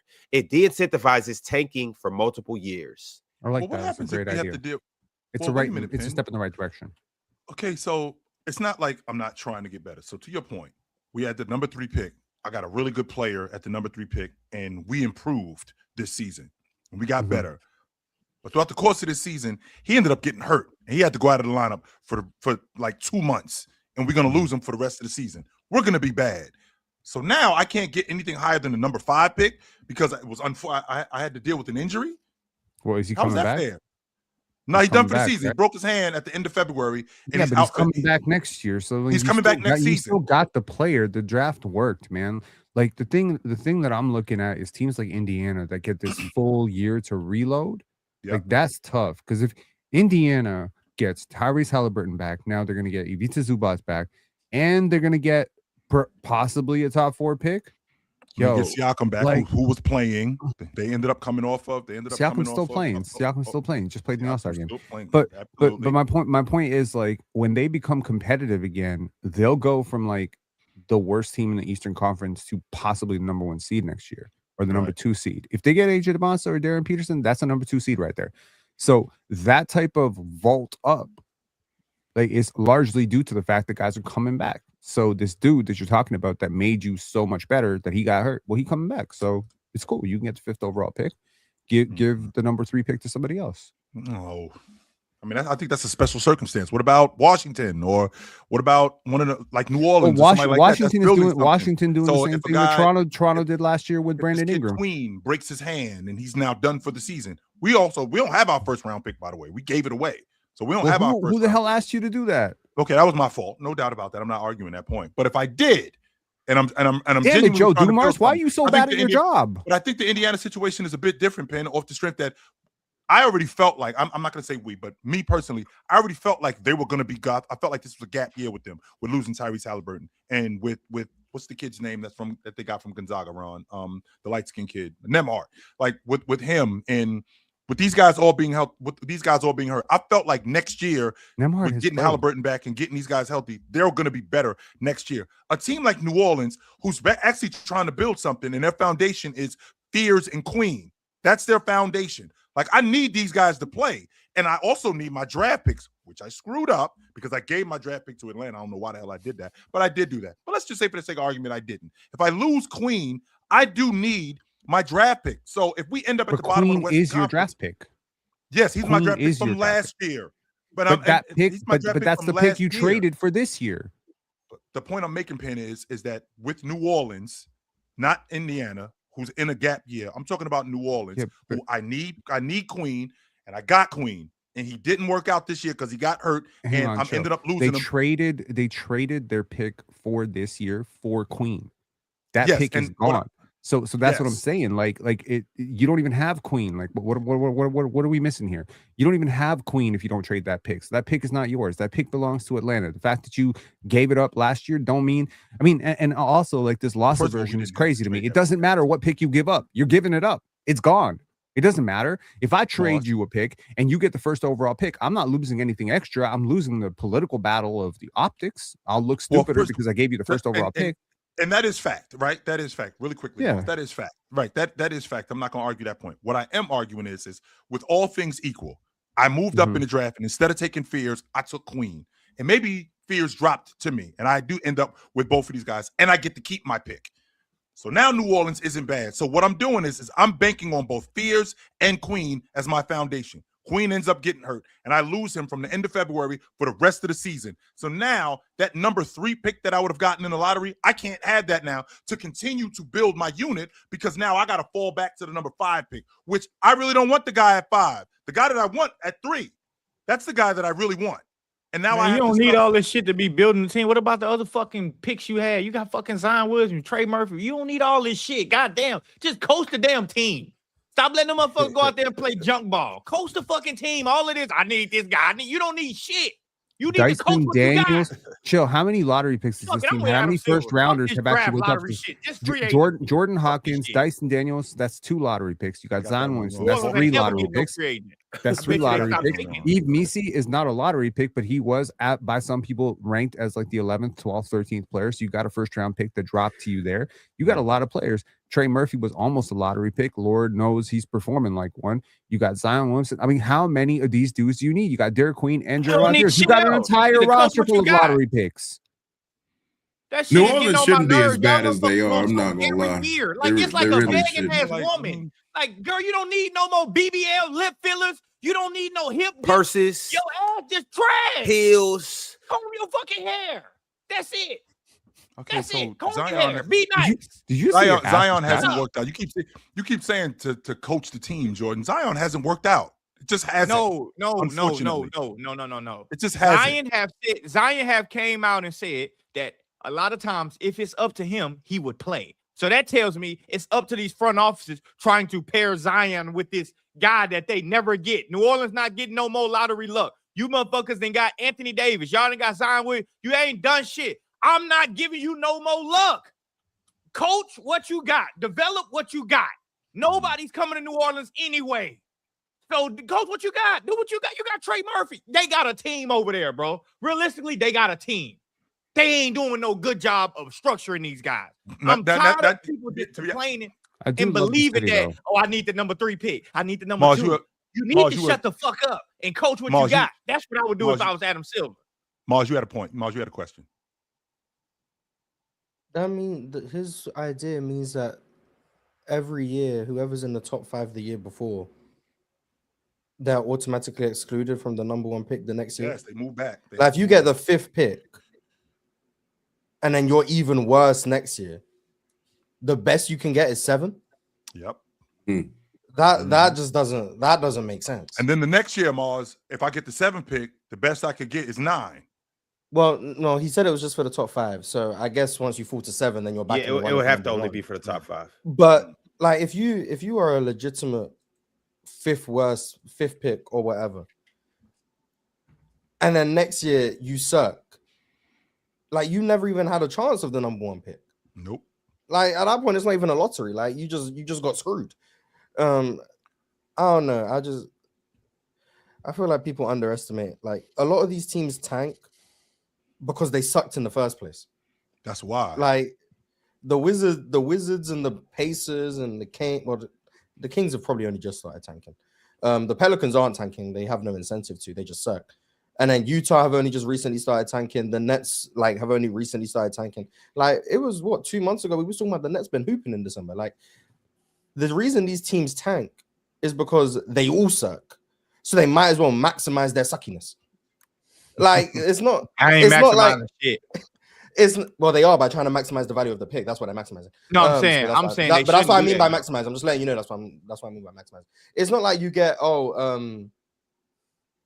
the Timberwolves are just gonna start tanking. Like no, it's teams that are already legitimately bad teams now are in competition with each other to maximize their draft odds. You're not getting teams that quote unquote shouldn't be tanking.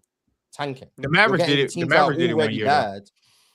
Sacramento did not. When Sacramento started this season, this wasn't their plan to be this bad. Chose to miss the play-in as opposed to, and that pick ended up being Derek Lively, which was like 11. It's not like they got a whole bunch of value. They saw like, this yeah, they tanked their last game of the season, but that's been a thing for as long as I can remember. Like, obviously, we know that like the most notable ones is like David Robinson went down and the Spurs tanked, which is kind of similar to what the Pacers are doing right now. Or like when Golden State, Steph got hurt. Is doing it, Mars. Half the league is trying to be bad actively. They're racking their roster up. I don't know. To be redundant. Chicago's not trying to be bad. Trying to be bad right now. Half the league is a stretch. That's not true. That's just the Nets are trying to be bad. The Pacers are trying to be bad this year.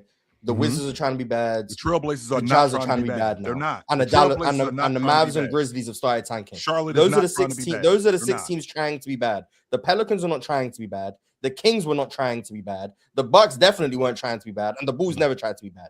Everyone else, the Bulls are trying to be bad right now. But we ain't mad about. We ain't mad at the Bulls. Everyone else is just mid. Like okay, so a third of the league. Yeah, okay, at best it's about 7-8 teams at best. At best, about 7-8 teams trying to be bad, and like 3 of them were teams we knew were going to be bad anyway. We knew the Nets were going to be bad. We knew the Wizards were going to be bad. And we knew the Jazz were going to be bad. I knew the Pacers. So 3 of them we knew were going to be bad. The Kings and the Pelicans have been like 2 of the biggest disappointments in the league. So it is what it is. But both those teams, I would argue, are not even trying to be bad. And then the team that people, I guess, were surprised are going to be bad is the Pacers, because people didn't expect them to be the worst team in the league. Right. But everyone else is like, yeah, the season is going how you expected it to. And even the Pacers, I think, didn't want to be this bad either because, but they started the season hampered with injury. The teams that have started tanking late is because they weren't good enough to compete early on. The Grizzlies and the Mavs have now committed to the tank because they sucked when they were trying. Yeah, but I have a problem with them. Like, it's not like every team just came in with this philosophy. No, and the Bulls too. Of course, the Bulls, the Grizzlies, and the Mavs started tanking, and the reason they're not going to get down to the bottom of the Pacers and Wizards is because they didn't suck from the beginning like those teams did. Even if but my thing is, if we penalize them, if we stop this shit, like maybe teams will draft better. Like maybe you stop trying shit. Like maybe you wouldn't waste the fuck. Like I have a problem with you motherfuckers wasting the pick on. I'm gonna say his name again, Ben Seraph. You're wasting fucking time. Like you're wasting time and you just doing shit because the penalties of you doing that is if we suck. I have a lot of insight into what Brooklyn did last year. Ben Seraph is a 26th pick. It's not exactly. I don't give a shit. We could have used something for 26 other than that. Yeah, I mean, shit. Hugo Gonzalez was there like 2 picks later. So like, but in hindsight, yeah. But like, obviously, you don't get every pick right. But having a number 1 pick, especially in a draft that's elite, that is when there's a can't miss prospect, even the bad teams can get it right. The NBA's second round has been a really interesting experiment into how the draft could look in the future. Players are able to push their way around a lot. So, for instance, Trace Jackson Davis pushed his way all the way to 57 through his agent. There are certain guys like Maxime Renault who was able to push his way to the Sacramento Kings. Maybe he wanted to stay in California. He wanted a fully guaranteed deal. He didn't want to sign a 2-way. I think that's an interesting way to look at maybe non-lottery. In the second round, these guys aren't guaranteed deals, so you basically can maneuver whichever. Well, basically, Austin Reeves and Fred VanVleet are 2 examples of guys who pushed their way out of the draft because they wanted to be able to choose their location. So if you were a team that was like picking 56th, their agent was basically telling you, don't touch my guy. We want to pick our destination. We're not going to show up if you pick us. So you know we're seeing this. I wonder. We're not going to show up. It's crazy. I mean, shoot, you can pick them, but do you really want to piss off an agent for what you think is going to be the 56th or 57th pick in the draft? You really want to burn bridges with that agent? Like, let's not pretend like agent favors are not a thing. Do y'all remember that? Y'all remember that clip that surfaced of Rich Paul talking to Matt Ishbia about getting Kaman Malawach to Phoenix, and he's on the phone. He's like, "Oh, I don't know about number 8, but I can get you. I can get you there." Whatever, because he knew Toronto was going to pick him, Kaman at number 9. So he knew that if he can get Brooklyn to not pick Kaman, he knew that he can get him to Phoenix. That's what I'm saying. Like, agents are already doing this stuff with the second round. They could just do a better job of it with the first round. It'll probably disincentivize this. But I think the tanking part of this that we're trying to get rid of honestly comes down to the culture of acceptance. And Jordan, you said that, we don't have quarterbacks being pulled at the end of the game, and then we're just losing, a 28-14 lead because the quarterback ain't playing. Why? Why is that not happening? It's because there is a certain amount of ridicule that you would get if you did that. Oh, 100%. But NFL would be. But when the shit. Jazz rest Lauri Markkanen and Jaren Jackson, their fans are not complaining because they understand, that means we'll get AJ DeBonsa. We have a Pavlov effect here where they've been conditioned to believe that shit though. Exactly. But this is what I'm saying. The conditioning is important. Like, what is the Pavlov effect? It is the ringing of the bell and the food. The ring, food, ring, food. And then eventually when the bell rings, your mouth starts to salivate even though there's no food. We have created the Pavlov effect in the NBA that losing equals winning. That if you lose enough, you'll win. Now, I would shit test this to extreme levels because there are a lot of teams that have lost a lot that have never won shit. Point to me the last time the Philadelphia 76ers, after their years and years of tanking and processing, getting 2 number 1 picks, both of whom, by the way, made all NBA teams, one of whom won an MVP.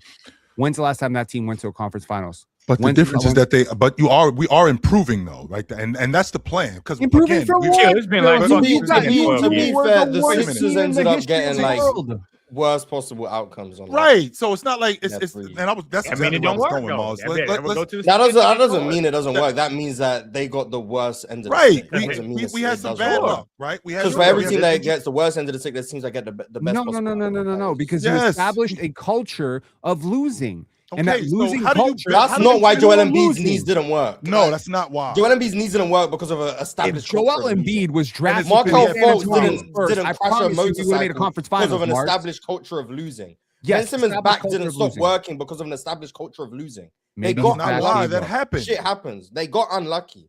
Like we can attribute a long time to be unlucky, though. I tell you like, that. I don't want to go here. I'm just using it as an example. Len Byers passing away. He went to a team that had an established culture of winning. Shit happens. That's it. Shit happens. It's not, you had a bad culture, therefore the worst possible outcome happens to you. Because the worst possible outcome happened to someone who went to probably the best culture in the NBA. Shit just happens. When it's injuries, when it's stuff like that, bad luck is a thing. Like, that's the way it works. And it's not like it's like we as NBA fans. Like the way we try to see here. There are 30 teams in the league.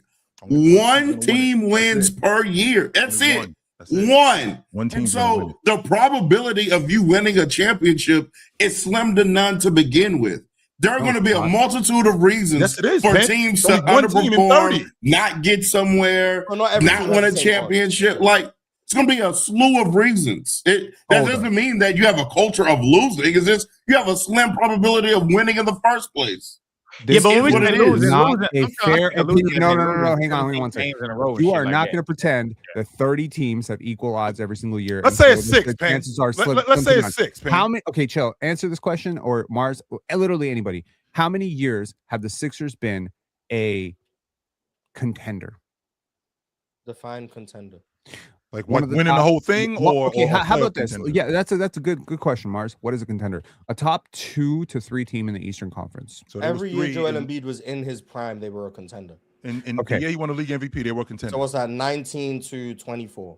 They were okay. So 5 years. 5 years they were contenders. Can you name 2020 is a gap year. 19, 21, 22, 23, 24. Let's name another team that was a contender for 5 years that failed to make a single conference finals. Go ahead. Another team that was a contender for 5 years, i.e., the top 3 team in their conference, and did not make a conference finals. They exist. I'm sure of it. And every one of those situations, you could probably talk about some bad luck. You could definitely talk about some injuries, but you can also talk about a culture thing. I'm telling you that the San Antonio Spurs have done this shit the right way. I'm telling you right now, I pointed out at the draft.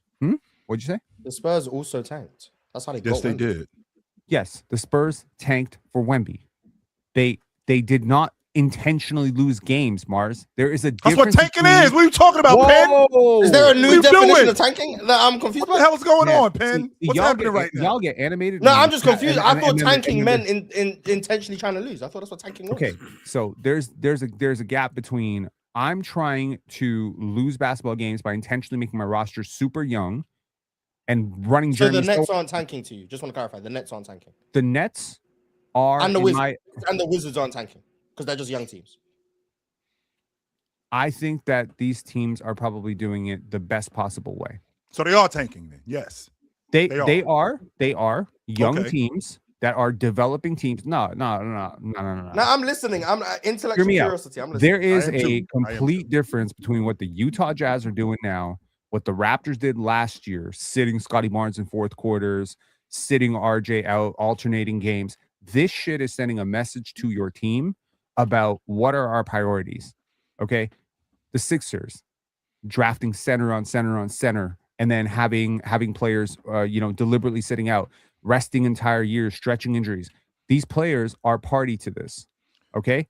Wait, are you arguing that Embiid sat out 2 years just to tank and not because he couldn't play? I'm not arguing that, but there were other injuries that were stretched out. What I'm saying is, if you're going to have a team that is going to be alternatingly resting guys and sitting fourth quarters, then everybody knows what you're doing. But if you just have a team that's out there that's super young, then you can at least say, hey, we're developing. Do you know what I mean? And there is a difference between we're stupidly young and we're going to go out and we're going to compete versus we're good enough to win, but we are going to shut down players and deliberately play lineups that have proven to lose basketball games. And that is a completely different situation. There is a difference in those two things, but again, it's still the same end result. If teams are either playing young guys to be bad or tanking to be bad, it's going to result in being bad. There's going to be this relatively the same amount of number of teams that are bad in the league in a season, about 7 to 8. Fellas, this is what it is. I'm not that familiar with Houston. Fellas, so really quickly, Ron, what's that highway in Houston? That's the 10. I-10. Okay, so I-10. Mm-hmm. Okay, you taking I-10. I'm taking the local roads. We still trying to get to the same place. We still get to the same place. we still trying to get to the same place. You might get there You might get there faster because you're on the freeway and it's less traffic. I.e., you suck worse than I do. Right. But we still going to the same place. Going to the same place. Sometimes the freeway got bumper to bumper traffic. Sometimes that might not be the best route to go. Hey, everybody jump on the freeway thinking they're gonna get there faster. Turns out maybe should have took the back roads. Not really, however, Ron, to be honest with you, not really, because we can both be broke, but it's different time. It's different kinds of broke, brother. I might spend all my money on liquor and women, and you spend all your money on whatever. On bills. On bills. Like, we both broke. Someone's living a better life than the other. So, well, if you spending all your money on bills, you're not broke. You just, you know what I'm saying? But we in the same place, though. You just grinding. You just grinding. You know what I'm saying? You just grinding. You ain't broke. You just grinding. Our account at zero, according to Real Talk Logic, is what I'm basically getting at. So I'm saying, stand on your nuts. At least have some integrity. At least be broke because I'm spending all my money on bills. Not because I'm spending all my money on Air Force One, booze, Bissonnet, Beats Nut. Hey, that's all I'm saying. Hey, Drench, I'm who needs integrity? Drench, I'm so happy you pulled up today, because I tell you what, it was a lot of tail tucking going on up on this on here today. Yeah, for Yo, sure. well, Ox, speaking of which, the next super chat I got is actually for you from Tupac Westside. Tupac sent through a $20 super chat. It said, "What's up, Ox? I think I get your point about tanking. If a team purposely loses and repeatedly strikes out in the draft, maybe they should be punished. But what about small market teams that don't draw stars? What's their solution?" I think we spoke on this a little bit earlier. Plus, like we were saying, if you were to go this way of abolishing the draft, as long as there wasn't what you call Ron, we know they became a member already. We know. I show all the members immediately. You guys do this every time when it's something involving you. I've shown this member a few times. Shout out. You were making a point, Ox. Hello, Ox. Yeah, before Real Talk cut you off. I showed Buddy a couple times. Ron doing his Chill didn't say anything when I put Buddy's membership on the screen multiple times. Okay, there's a difference between Buddy and as you were saying, and Buddy. You were making stop at 33. We'll just wait it out. I'm sorry, Ox. You were saying. I don't need to be on the big screen, Ron. It ain't all that. Proceed, Ox. Okay. What were we talking about? Oh, right. So, So he said, "What's the punishment? What should do?" Yeah, I don't think it's really. a big deal if you're gonna like run your team as actually trying to be a good team. You can develop basketball players, but the main thing is I just really like this idea of abolishing the draft and going the free agency route, as long as, to Mars's point, it's not the same cap for rookie contracts. Because if that is the situation, then those rookies will continue to go to all of those teams. But if you can negotiate and pay them what you want to pay them, then teams like Charlotte, Sacramento, New Orleans, Washington, Utah, then we got to fight. We got Portland. We got a fighting chance. You know what I'm saying? We actually have a chance to get some good basketball players. Maybe get those top guys. 2 out of 4. 2 out of 5 seasons, and still develop. And I just think that'll kind of even things out. As far as punishing teams for tanking, you really can't do that. You know what I'm saying? I don't think you can, because there's so many slicksters out here that are just say, "Oh, we're just really not good," and you can't prove it. So that's why I say we need a tank committee, Ox. We need a committee and see who's tanking and saying, "I vote you. I veto your tankathon. I veto your membership to the tankathon." That means Mars, no more activate the tank. That's done. We're finished with that. I'm fining you 10 mil for the first offense. I'm fining you 10 mil for the first offense. I'm fining you 50 mil for the second offense. Well, here's the thing, Ox. Losing draft picks. If that's true, how do you recognize when I'm tanking? Like what are the telltale signs that I'm tanking? Well, like I said, Chill, I don't even want to even. You know what I'm saying? Go into that, because there's so many tricksters and bamboozlers in these front offices that they'll find a way around that. That's what I'm saying. Take the tanking off the table. First and foremost, though, if you were to do that this year, I think for the next 5 years, you go look at the draft capital these teams have amassed, and you give them whatever it is. You give them an extra $3 million for each first round draft pick, or maybe an extra $5 million for their salary cap until those years are done, and then it's even Stevens from there on out. You know what I'm saying? You have to do something to give those teams like OKC. Who else is there? Detroit, I think. And Orlando, I think, are a couple of teams that have quite a bit of picks. You have to give them something for those draft picks. But I don't know about punishing people. You know what I'm saying? It's too hard to really hold people accountable. As you can see, the NBA has had zero accountability and integrity for the past couple of decades because of this tanking nonsense, and we just have to do something about it. Chill. Chill. I believe the children are our future. You know what I'm saying? Teach them well and let them lead the way. Teach them well, let them lead the way. Absolutely. Real talk. They're gonna be y'all future. They ain't gonna be mine. I believe their children are our future, and we have to teach them that integrity is what matters. You know what I'm saying? Do the right thing even when you think nobody is looking. You know what I'm saying? We can't go out here and lay down and just go out like that. That's despicable. You know what I'm saying? Fight back. Don't go home.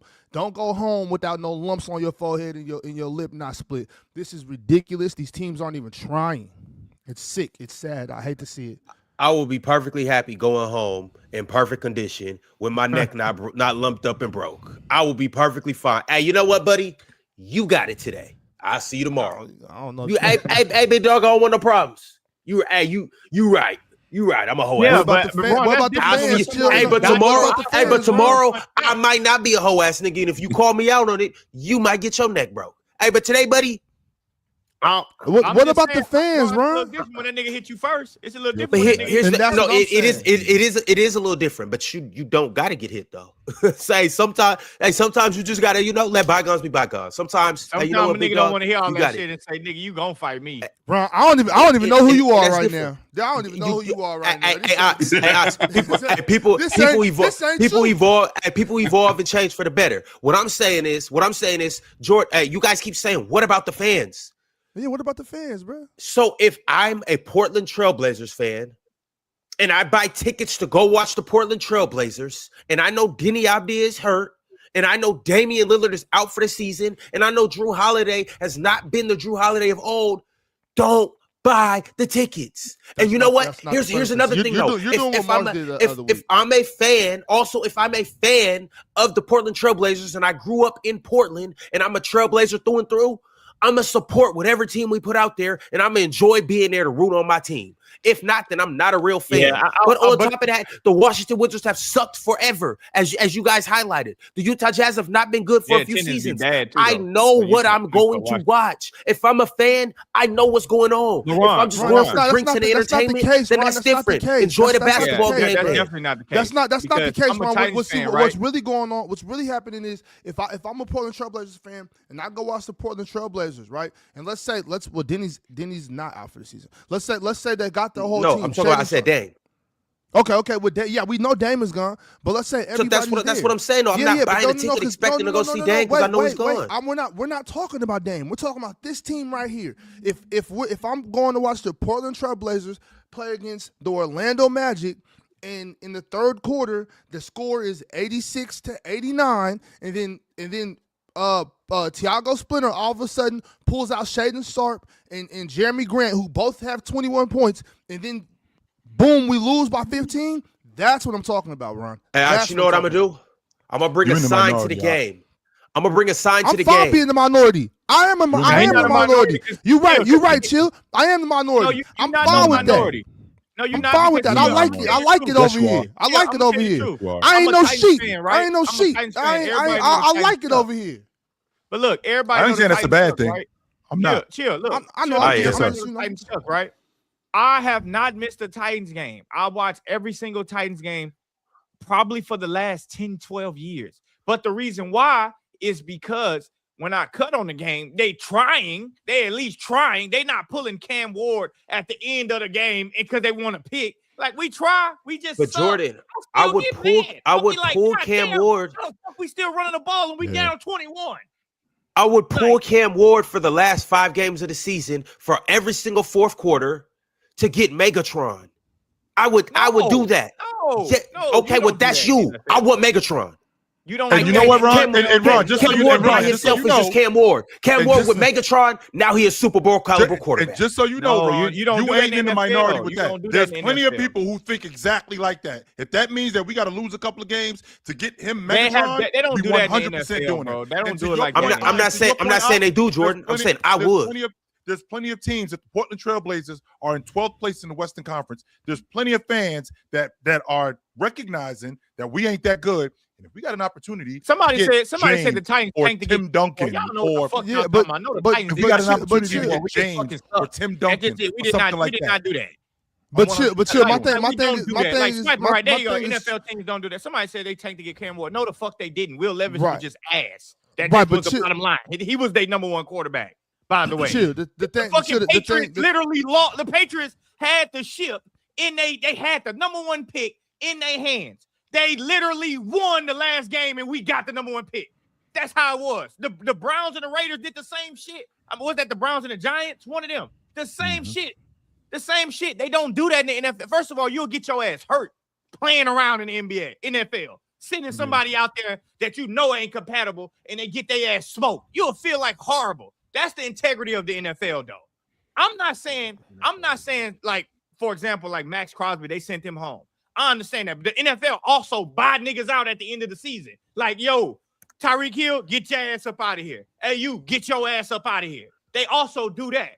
But in that same sense, that shit that the Utah Jazz doing, that's fucking disgusting. How could you have any trust in the NBA when you watching a team do some shit like that? Already with the betting scandals got going on. That shit is disgusting. It's just it's just as bad. No, Drench, it's just as bad, if not worse, than the betting scandals. If you are doing that, that's just as bad as taking your unders. That's just like taking your unders and then going to players. Really? It's just as bad. But really, chill, my point about shit. No, we tanking. They told me we might as well. We might as well. Well, I might as well, but chill. My point with franchises or fan bases like the Portland Trailblazers, fan bases like the Sacramento Kings, we would much rather you go out there and compete than turn it in for 2-3 seasons. We would much rather. And I've spoken this before. Like this shit. First of all, the Kings. We might be going that way right now, but DeMontis was out for 30 straight games, 27 straight games. 27 straight games. A third of the season. And I'm not saying that if he wouldn't have been there that we would have been a top 5 seed. That's not what I'm saying. I never said that. But we would have been much better. And I believe we would have kept trying to compete. Now either way, it's still not cool to me. But I'm like, okay, fine. If that's what y'all doing, then go ahead. I'm not gonna support it. I'm not watching that shit. You can bet your bottom dollar. I'm not turning on no Kings game. Watching them not try to compete. But here's the difference, though. Now I can appreciate your method, right? I can appreciate your integrity, but I can promise you, the Sacramento Kings, number one, did not plan on being this bad early this season. Not at all. The Utah Jazz thought that they were going to be better. With that being said, you might be out on the method, but I promise you, they end up with the number 1 overall pick, the number 2 overall pick. This guy ends up being the rookie of the year, and we in the playoffs. You'll be back. You'll be back. I'm not going nowhere. Yeah, you'll be back. I'm still. So this tanking thing isn't as big a problem as y'all say it is, because it's a bigger problem than I say it is. The reason I just don't got time to tell you how big it is. The reason why we are bad, the reason why we are trying to be bad, is to Penn's point, because I mean, Mars, I think he explained it, but I think he left out some points. I'm being bad so I can eventually be good. That's what I'm trying to do. I'm losing a couple of games so I can build my unit so I can be better. I'm not just building my unit, or I'm not just being bad so I could get a draft pick and fumble it. No, I'm being bad so I can get a draft pick and I can develop him. And then I'm getting another draft pick so I can develop him. And then I'm getting another one so I can develop him. So we can now turn into a viable organization and a viable team. That's what losing comes from. So, because like I always use the example of the Golden State Warriors. The reason why they're as awesome as they are is because they sucked for a long time. That's how they ended up with Curry. That's how they ended up with Clay. That's how they ended up with Harrison Barnes. That's how they ended up with these guys. They were bad. They were just a bad team. So they were able to develop these guys. They turned these guys into players. That's the idea. Now, you, Ox, I can appreciate your logic of integrity. Yo, I want to see guys, because I bought these tickets, I want to see guys competing every night. But I know for a fact that you'd much rather see a better team as opposed to just seeing a team competing every night. You'd much rather see a better team. You'd be more apt to spend your money watching a better team compete than this right here, not just going to a ball game. It's a lot less difficult supporting a good team as opposed to just a team. Chill. Shame is a very powerful motivator for change behavior, right? I think I can get with that. Victor Wembanyama, Anthony Edwards, Cade Cunningham, I think these guys, the future faces of the NBA, must come out and actively oppose tanking. I think they have to go out and they have to set a precedent to say, okay, I understand organizations are doing this. I understand the media is normalizing it. I understand fans are rooting for it. But we are the players on the court, and we are not going to do this. We, as a band of brothers, are going to make a decision among our stars that if another team is going to tank, we're going to beat them by like 80, 90, 100 points. We're going to make you national headline news. If you're going to do what they wanted, no, they're going to lose. Yeah, Mars, you don't understand because bro, you don't have a competitive bone in your body. You don't know what you're talking about. That doesn't help it. I know where Penn's going. It does. It does because we're not. And Shai Gilgeous-Alexander are not going to stop upholding franchise owners. Ron, you about to set a world record for being on the wrong side of every argument in an entire episode. Hey, look, check it out. I'm tanking. All right, I want to be on the Okay. You're tanking, but I don't think you understand the optics of losing a game by 80. Your fan base is going to turn on you. No, hold on. Let me just say this. As a fan of a team that just tanked last year, hang on. As a fan of a team that just tanked very openly last year and made no secret of the fact that they were tanking last year, let me tell you what really the experience was like. Fans were cool with 2 3-point losses. They were like, oh, they were not okay getting stomped by 45, bro. They were not okay. You know, the brand gets hurt when you lose by 50, 60, 70 points. Sure, people have to answer questions. People get fired. But here got the difference with that though, Penn. How y'all doing this year? We're fine. We traded for Brandon people Ingram don't care about y'all losing by 40 last year. People don't care about y'all losing by 40. But they did in the moment, Chill. Like my point is, if we can get the stars to speak out on this openly, and no one's going to stop them from speaking out on this, okay? So if Wemby gets out on a microphone, as he's prone to doing, and he gets all philosophical and starts going in his bag and saying, "Listen, I'm here to compete. And what I did with the All-Star game, I want to do that with the regular season. So you know what? If you're gonna come out and you're gonna dress G League players, I'm gonna treat them like G League players, and I'm gonna block 100 shots in the game. I'm gonna set world records against you. I'm gonna make sure that your league, chill. You're gonna get your wish. That bullshit lineup, I am putting 100 on them. I'm gonna drop 100 on y'all. So this is the point. When the stars, when the stars refuse, it's just about the historic performance. When the stars, okay, when the stars refuse, he was going to do that this year. Yeah. He did, but that was more like a. And then they proceeded to lose to the Jazz. Exactly. Okay, hey man, if he actually follows through on it, I guess what I'm saying is if the stars start talking about it, the media will start talking about it, and the whole thing will cement itself. And we will no longer look at teams. We will know because real talk, I know the Spurs did tank for David Robinson, but that was not a very loud thing that was happening. He was injured. They hushed it up. I think the issue right now is not the teams are tanking. Teams have always tanked. The issue is how many teams are tanking, how they're tanking, how brazenly, openly people are rooting for losing, and how much rooting for losing in a game, in a league that is supposed to be about winning games, has completely depleted the product of any meaning whatsoever. We don't care until we crown a champion. There's literally games. 5 But you teams. think that's because of Ron? I don't know what Mike. I care.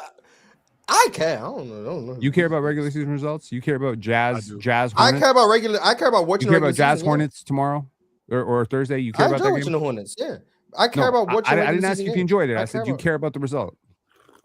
I don't Jazz care about Hornets. the result. But Pitt, even if they weren't tanking, nobody would care about the results anyways. Like I'm not invested in the result. An hour ago, somebody has to be garbage. Look, man. Like we could go right now. We could go look at the Big 12 conference, your favorite conference in America right now.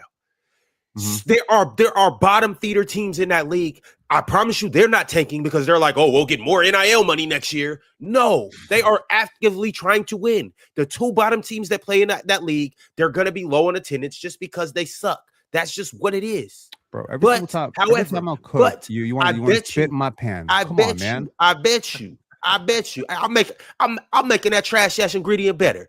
But I bet you, if you took the 5th worst team in that league and you told that team halfway through the league play, if you finish last, you will get the most NIL money next year in the conference, and we'll incentivize you with some other things. And on top of that, we'll give you a couple extra scholarships for transfers. I bet you that team will lose the rest of the games. Oklahoma State is not intentionally trying to be bad. Utah is not trying to be bad, Ron. It's just bad. Utah right now is not trying to be bad, Joe. Utah's at the bottom of the Big 12. They're awful. You're talking about the Utes. Oh, you're talking about my bad. They're awful. They're not trying to be bad. It's just bad. I would take you teams back in the league that are just going to suck. 2 years ago. And not because they're not trying to be better, because they are trying to be better. I honestly think that the Wizards, they had a plan this year. I do. I really felt like they had a plan this year. They did not have a plan to be the worst at the bottom of the Eastern Conference again. No, they didn't. Hey, Penn, and after this point, we gotta move on to the next segment. I got you. You got it. 2 years and a couple months ago, Cade Cunningham sat in front of a press conference and tried to explain why his team had just lost, I think, 25 or 26 straight games. And he said, we are not this bad. And I felt like really bad for him in that moment because the entire world was tuning into Pistons games to watch them lose. It is an embarrassment. It is an embarrassment for the league, and it was an embarrassment for Detroit, and people were not with it. I promise you, nobody in the world was rooting for a win more than Pistons fans because it was humiliating to have the entire league talking about your team being this trash, to have a player already. Now, listen, the Bobcats, the egregious Bobcats of 7-win Bobcats, they were an embarrassment to the NBA.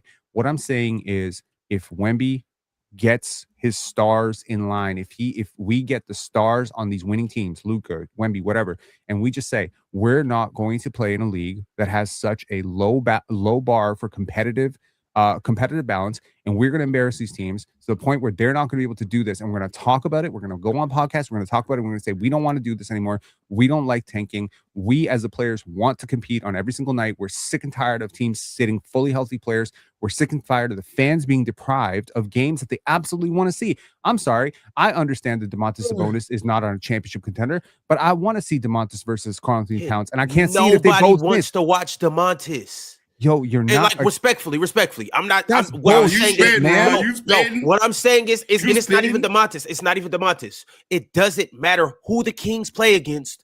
Nobody wants to watch the Kings play because they're just not good. So if I'm already not good, and who is watching them play every night, Ron? Who's going to this arena to watch the Kings play? Pin. Don't. Who is like? No, the Kings have loyal fans. Like I'm being hyperbolic. Obviously, I'm saying like if the Kings come to my city, if I'm the OKC Thunder, the fans are gonna be less. They're going to have less incentives to want to go watch them play as opposed to other teams. To win, I don't know why we're playing. That's it. That's all I'm saying. You're playing to win. You just brought up the Pistons losing 30-odd games or whatever it was. The year before that, or a couple years before that, they got Cade Cunningham. You want to know why? Because they sucked. But they got rewarded for sucking. They got Cade Cunningham. The next year, they got who they got. The next year, or Jaden Ivey. The next year, they got Jalen Durant. They kept stacking up these picks from being bad, and now, would you look at it now? They're one of the best teams in the East. There is a bright side to losing. You guys want everything to be roses and butterflies. In order for a tree to blossom and become the type of tree that it needs to be, the tree has to do some nasty, icky stuff down in the dirt. The tree has to spread its roots. The tree, the seed has to blossom. You know what I'm, like? It takes time. Like you can't just because you say, oh, we're unactivating the tank. That doesn't mean that you're not going to be good. No. So my thing is like sometimes you have to put out a bad product for that product to develop and become good. Like I'm sorry, y'all. Like I'm able to look into the future and I can look past us tanking for a season and a half to become. You're not looking back at the future no more. I'm still looking back at the future. Like, he ain't looking back. But the dirty, nasty stuff, Ron, is called developing my young players. You know what I'm saying? Getting better. You know what I'm saying? That's the dirty, nasty stuff. The dirty, nasty stuff is actually coaching. The dirty, nasty stuff is getting better at all levels. From your young players, from drafting better. When you have an 8 to 16 draft pick, doing some research, trying to find a player that fits into your system. That's dirty, nasty. Dirty and nasty. Sometimes we got to be actually dirty and nasty. Dirty get better and at nasty. Losing. Sometimes we got to be that nasty. Is hiring people that know how to develop players. Dirty and nasty is hiring somebody that knows how to break down film and point out where you're fucking up. That's what's dirty and nasty. What you're talking about, you're not talking about getting into the gym and doing the one workouts in the thrusters. The thrusters. You're talking about getting a BBL. That's not dirty and nasty. That's the cheap route. Well, that's actually, what it is dirty about. and nasty. It's just nasty. The dirty and nasty part is getting in the gym, changing your diet. You know what I'm saying? Hitting some front squats, doing some clean and jerk. The dirty and nasty part ain't getting no shot injections. The gym ain't gonna fix all these scallywags. All right, some of them just got the only thing that can help you is the doctor. Some of them, the only thing that can help you is what's his name, Dr. Miami. Yeah, Dr. Miami's your only hope for some people. Yeah, well, I just ain't as superficial as y'all. My bad. But shout out to LA too. I don't mind me a BBL or two. However, y'all, we saw a couple bad ones out there, but goodness. We also played bad BBL. Bad isn't bad. No, bad isn't bad. Yeah, it was some bad. But we seen some bad isn't good. But y'all, we was just in LA, and I got to tell you guys about our next destination, which is Portland, April 10th. We will be live and in effect in the Motor Center. And I need you guys to stop what you're doing. Yes, you, whether you're watching visually or whether you're listening audially, whether you are on Twitter, whether you are on YouTube, TikTok, wherever you are at right now, you might be listening on Spotify, Apple Music, whatever the case is. On April 10th, the panel is pulling up live to the Motor Center. And we're not just pulling up to watch the game, the Clippers versus the Blazers, because it would just suck if these two teams are tanking, right? We would just have to cancel the whole show, right, Penn? No, that's not the case because we are taking over the building. The panel will be there. So regardless of whether these teams are tanking, we won't be tanking that day. Pre-game, we'll have a live panel show. Game time, we'll be watching the Blazers versus the Clippers, regardless of who's on the court. Post-game, well, we'll be on the court, but we'll be turning up on the court. Hey, it might be PC versus the world. You guys in Portland might have to catch these ones. That's me, Ox, Real Talk, Jordan, Swiper. Y'all might have to play us 1-on-1, 3-on-3, 5-on-5. Or, hey, we might just shoot about something. It might just be knockout in the winner of the whole knockout tournament.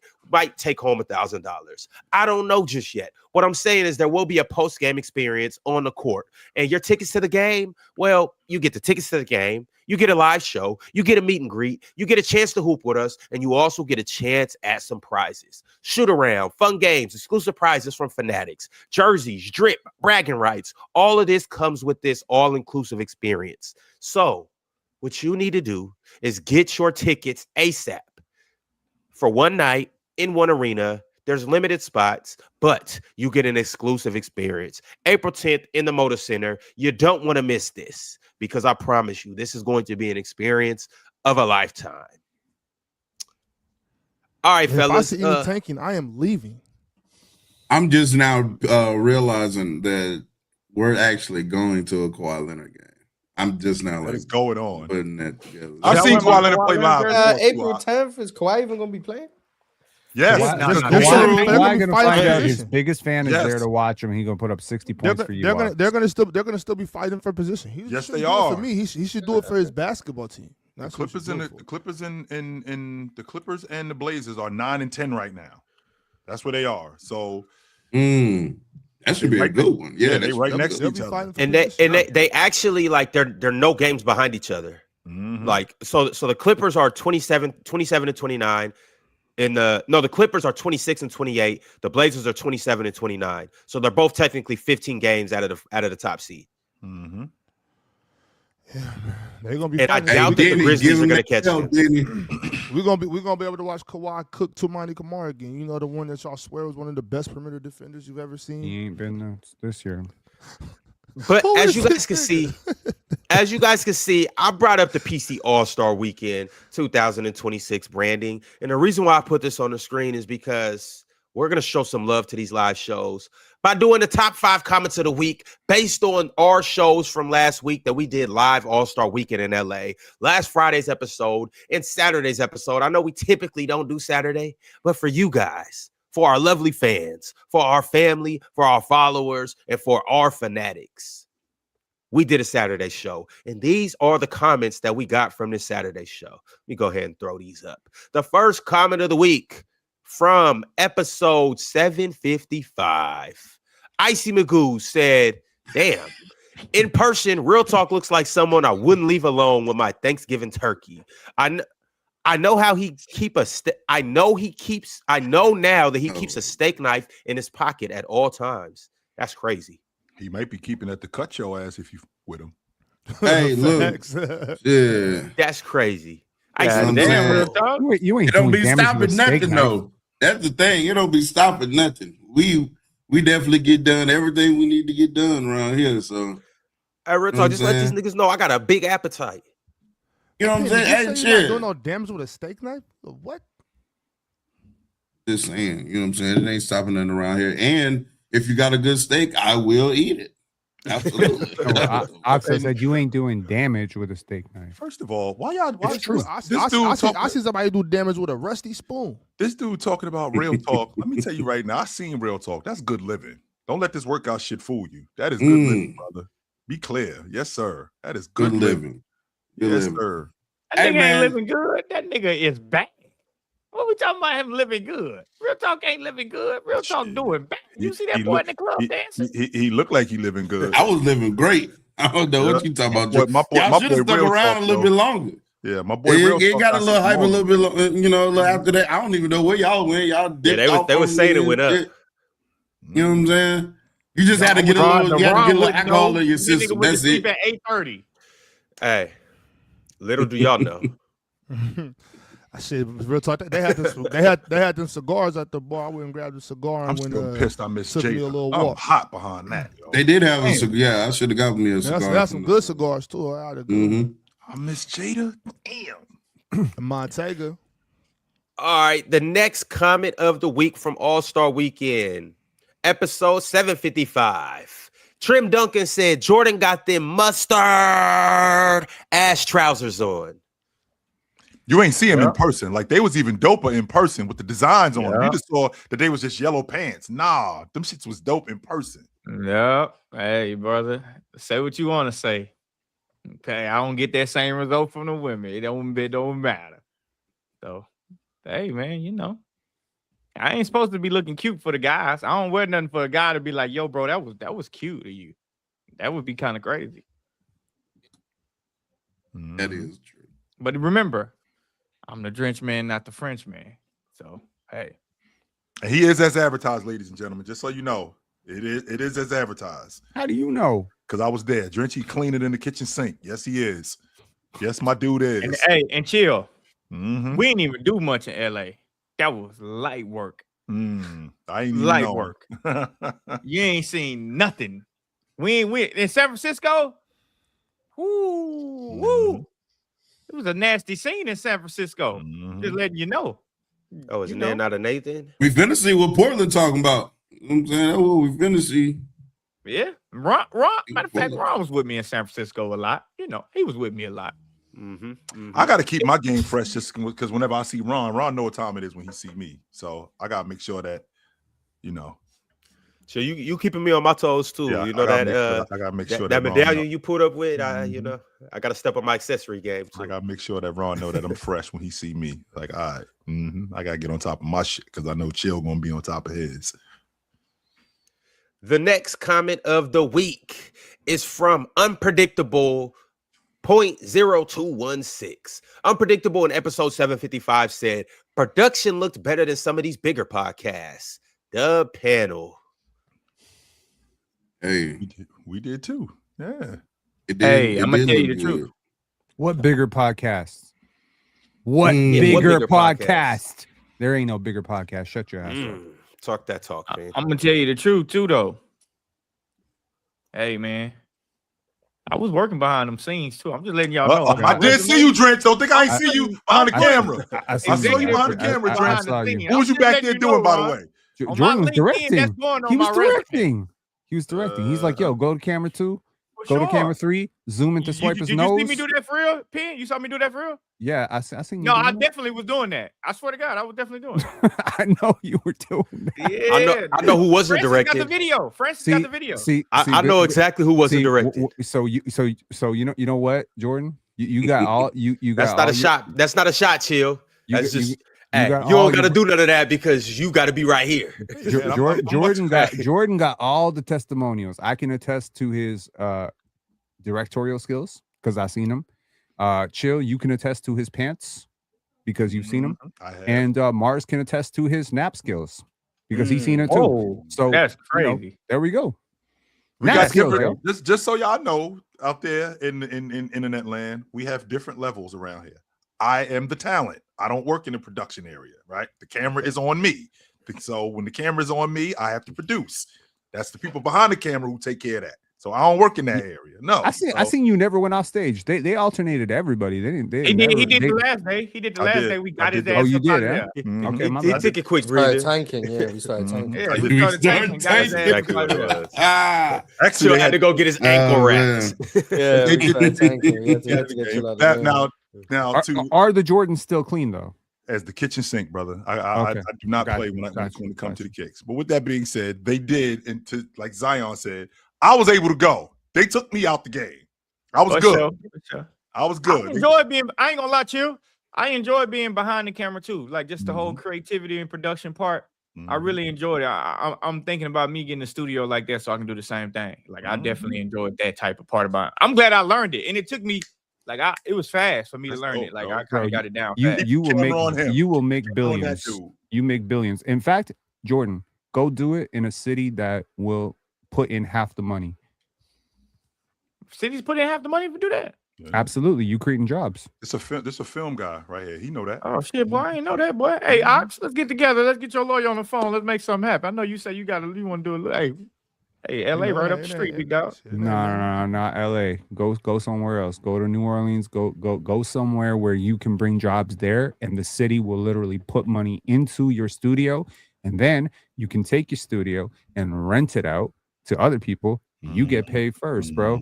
Tyler Perry, Mississippi. Hey, Mississippi. Let's go to Ox. Let's head down to and Mississippi. then you are gonna be a billionaire. You buy all the yellow pants you want, and your friend Penn is gonna hit you up for loans all the time. Be like, yo, bro, can I borrow? Can I hold $1,000? Can I hold $1,000? I ain't loan sharking no money out now, boy. I gotta buy me some more pants, boy. I ain't loan sharking them out, boy. Them pants 150, boy. I gotta get them, boy. Hey, okay. I ain't loan sharking no money now. All right, the next comment of the week is from Kai from Baltimore. Kai from Baltimore, episode 755, said, chill, the star of the show, man. That brother didn't get rotated not once, or didn't get rotated out once. Chill was really grifting. That's what Trill was really doing. He was sitting up there grifting the whole time trying to get all the clips. Yeah, that's what you was doing. Hey, but Drench, that's the thing though. You know, like Wayne said, we gonna be all right if we could put Chill on every clip. We gonna be good. Because I don't even remember. Yeah, I think I saw myself like once or twice, but that don't mean that I wasn't playing. I was playing, so I'm not grifting neither. No. All my trips to the strike was earned. Be clear about that. Chill was not passing the rock at all. But I was about to say that though, just like I said about Kawhi earlier, Drench. Chill, shoot the ball. Damn it, you gotta get on that 07 to 11 Dirk, man. Damn it, double team. I'm shooting this shit, man. Yeah, Chill, don't worry about Swiper's burner. He gonna talk shit on that burner. Shoot the ball. Hey, I'm gonna be real. Oh man, Chill need to pass me the ball. Oh man, Chill ball hog. Come on, kicking them right here, man. You open for a reason. Coach, he's tired.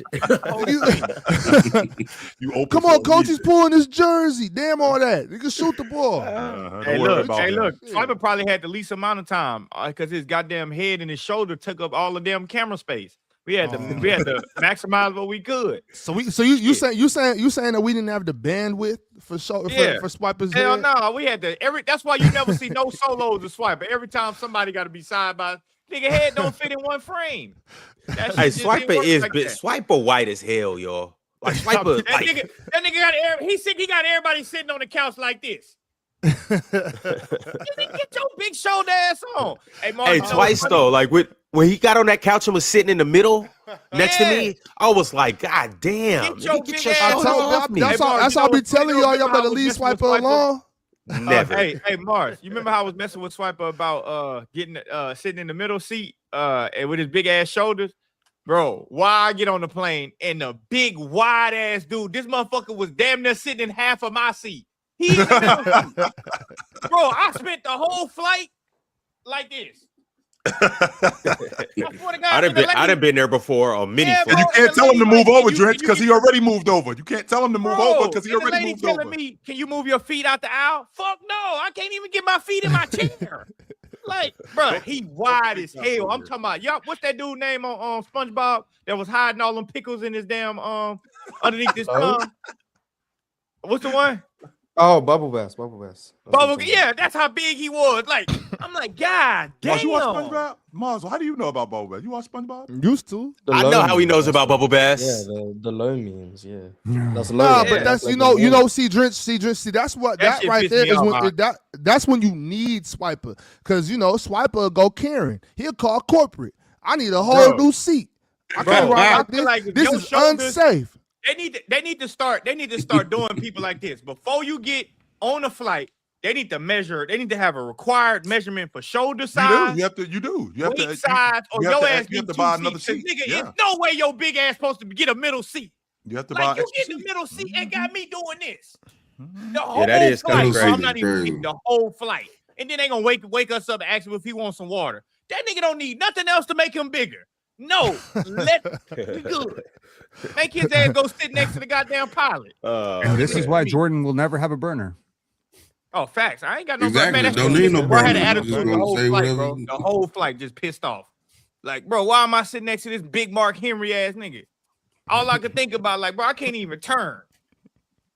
Shit pissed me off, Ron. I'm telling you. Yeah, we found out Mars. We found out Mars Jamaican for real.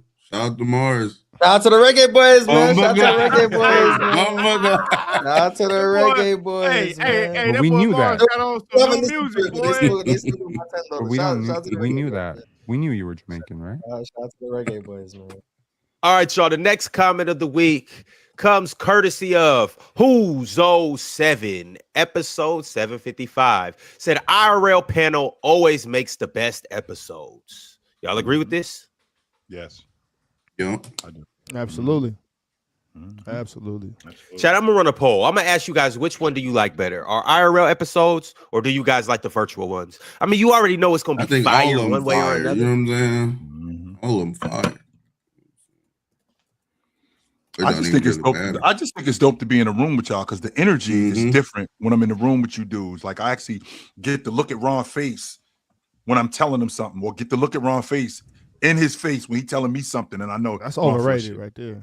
Yeah, Yeah. full of shit. That's how it is with Swiper. Swiper don't say all that nonsense because then I'd Yeah, been bust I get him in to his, look at- I'd have bust his big ass back. I'd have let the Mm. air out his head. That's why Swiper ain't say nothing. He know I would have let Get the the air get the out polish in that crystal ball. Get the Yeah, boy, I would have did one thing to Swiper had he bucked at me. I would have took a tack and let the air right out his shoulders. That fake ass shoulder suit he wear every night. Y'all don't know when Swiper go to bed, that nigga pull them fake shoulders off and put them on his nightstand. And then Swiper about this big for real, his head this big. Swiper got a BBL on his That shoulders. nigga That got was a saying. buck suit on, Oh, Bill. that's crazy. That nigga got a buck That's suit on. He got hilarious. Swiper got a pants BBL on on. his shoulders. Yeah, that That's shit Hey, what but all you I'm know, that saying. you know what though, with them IRLs though, what that really does, it's easier and it makes us really stay engaged much more Yeah, hell with yeah. each other. Like we really sometimes like y'all, I mean, y'all know I get distracted easy. I'll be like, you know what I'm saying? But in the IRL shit, I gotta like lock in. I'm right Stay here with focused. y'all, you know. Yeah, because sometimes I get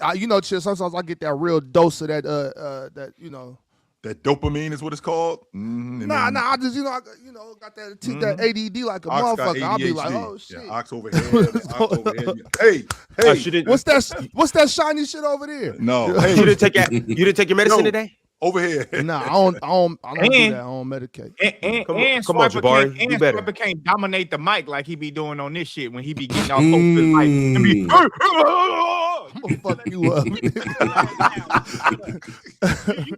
you see how I contained that chihuahua he did? He was trying to bark back. Like, shut up. Talking about Melo was a top 5 dunker in the NBA. Nigga, get the Okay, fuck no, he outta didn't, Drenchy. He never said He that. He didn't said he say was one. that. He said he was one of the best dunkers in the league. He did not say He was a wasn't, top though. 5 He dunker. wasn't, though. You the one said that he was a top 5 dunker. You the No, one I put said that. he was You the one never tried to one of put the that on best him. dunkers in the league, and Yes, that's he a fact. was. Yes, he was. He was. Hold on, definitely- Dritch, because you sat he sat was. right next to Carson Yes. and let him say that bullshit I about did not- Rajon no, I did Rondo. not. No, I No. did not. Yes, That's he cap. did. I did not. I didn't even hear I- Carson I- say that. I almost ran back on the set. I was sitting back. Yeah, I heard I him did say see that. you. I I saw jumped you. up. I I almost saw ran you, back man. on. You almost put Isaiah Stewart on the set. Yeah, You would have been chasing I Carson around the whole set.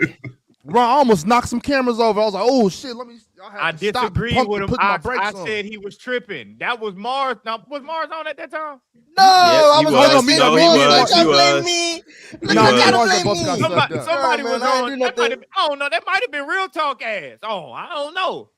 Let One of us Carson fat get people I that think I shit was off. sitting next. Yeah, I was sitting next to Carson at the time. Yeah, you was sitting next to him. You Real shoulda- talk you probably shoulda agree with put that his shit. ass That's down what right it there. is. You should have went straight.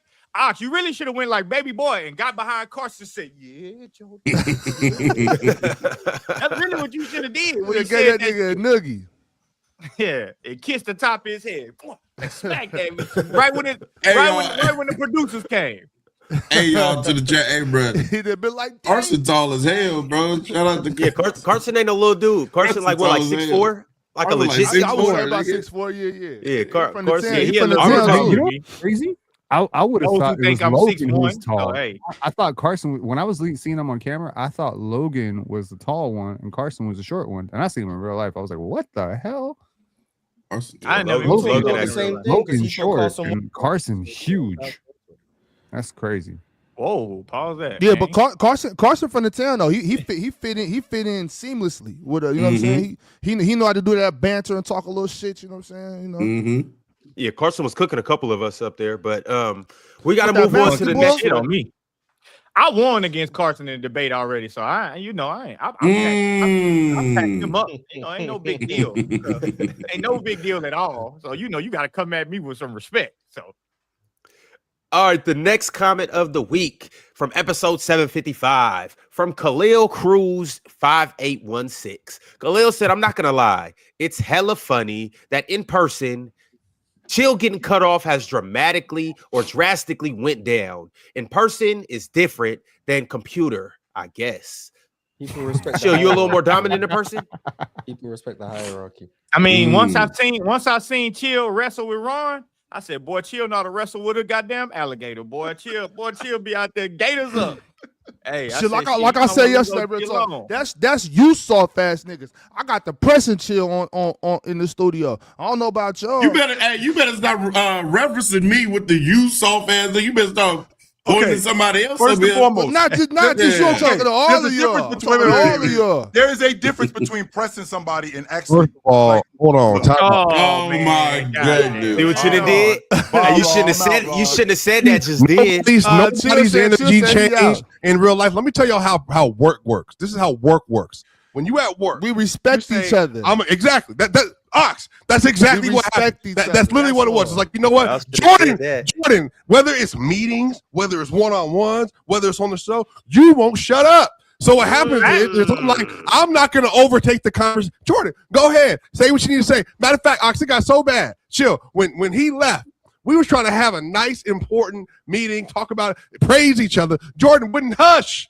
He was yapping the whole time. He talked for everybody else. So that is why I had to be the one to say, you know what? I'm not going to dominate the conversation. I'm going to allow Jordan to take over the show, to be mature. Exactly. And second of all y'all body watching up here, listen to this. All y'all body watching up here, chill. They just mad that they ain't got no shoulders. That's it. They just mad they don't have no muscles whatsoever. Y'all, Jordan is built like but Joe, I'm not gonna lie, bro. If I had to rank the athletes on PC, you be down there at the bottom, Jordan. That's what I'm gonna say. You be down there towards the bottom. You ain't gonna be at the bottom. You ain't gonna.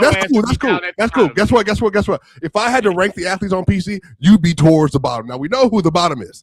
I ain't gotta say their name, but we know you be toward the bottom. We know that much. No, I ain't talking about you be toward the bottom, Jordan.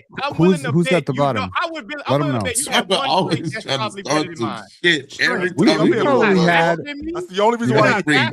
We probably had the most peaceful. You can't dribble better than me. You don't defend better than me. I did all that better than you. I had more stops than you. I had way more stops than you. Way more stops than you did. I went 7 straight with no. And I went 15 all the way around. You lying. You know I had more stops than you did. Matter of fact, every time Ron needed help, Ron was like, hey, chill. Hey, chill. Send Swipe in to get him. Hold on. Nobody came close to scoring on me. And I was half effort. But to be fair, Jordan, I gave you credit. Shook you out your shoulder pad. Who? And I ripped him. Who almost shook? But guess what? Hey, guess what? Almost for 0 points. And guess what? And I ripped him too. Ripped him, Jordan. Here's the difference. Jill, you had 0 stocks. You had 0 stocks. 0 stocks in that little segment that we ran. You were just shuffling. You did a good job, though. Shout out to you, man. I was barely trying. Yeah, all right. You were serious. You put your cranium in them niggas' sternum and hurt them before they could take a dribble. Oh, I heard him. All right. For sure. Them niggas was like, God damn, big buff shoulder ass nigga. So all I know is this. Next time we see each other, Jordan, you better come out in your actual basketball shoes, put some shorts on. I want to see you make some layups and make some jumpers, because your jumper was broke. Your jumper was broke all weekend. Oh my God, that's cap. Me and Ox played a shooting game. My shit. Hey, what you saying? Oh my God, for you better bring your kicks too. Drench, I had to come out there and teach them. He did. Them niggas cheated with me. Them niggas wasn't making no shots. I had 0 points. Them niggas went on a 4-shot streak. Bro. Hey, Drench, you just former Yugoslavia. Drench, you just want me. Hold on, Pin, you wasn't there. Drench, you just wanted me to give you a good pass, Drench. Yeah, bro, this nigga Ox cheated too. Bro, first of all, Ox had 6. I'm about to get this nigga out. Ox grabbed the ball from the other nigga. and just throw a bullshit ass pass to me after I done made 3 in a row, chill. He throw a bullshit ass pass. Hey, I'm a competitor, nigga. I can't go out like that. Get no good pass. After that, chill, them niggas went on a 4-shot streak. I'm talking about niggas airballing before me. They go on a 4-shot streak when I got 3. Nigga, I'm like, bro, y'all cheating. I had to get you up out of there. Shit. Yeah, that's crazy. That's crazy work. Oh, that's y'all, crazy. by the way, y'all, hey, Mars got a little Jimmy on him. I ain't gonna lie, bro. He got a little Jimmy on him. I don't know what he talking about. We was shooting at the. I ain't do nothing the whole weekend. What was it? The Fanatics event? Yes, the Fanatics event. Yeah, shout out to Fanatics. Mars, you were shooting. Mars got a little burn on him, man. Mars can crack the long ball. Yes, he can. Ain't no way y'all saw Chill can DeMar DeRozan, bro. Yeah, Chill can.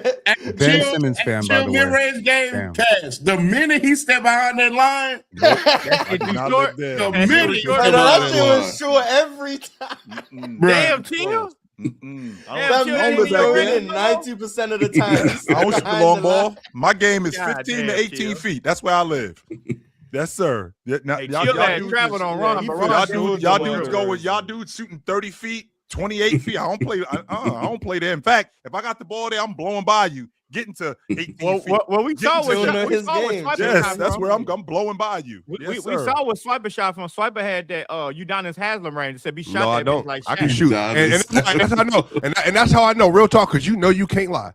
Because I was in the Fanatics arena with you, and I was swacking. So I don't want to hear that. Jordan, you can't get up here and lie because we got real film now. That's different, Jordan. What I've learned about Jordan, as long as Jordan ain't got film, he can say whatever he wants. But since we got film on you, I can tell the truth about Jordan. And Jordan, you are a B-level athlete on PC. Shout out to you, bro. And you can't shoot worth a lick. You can't shoot worth a lick.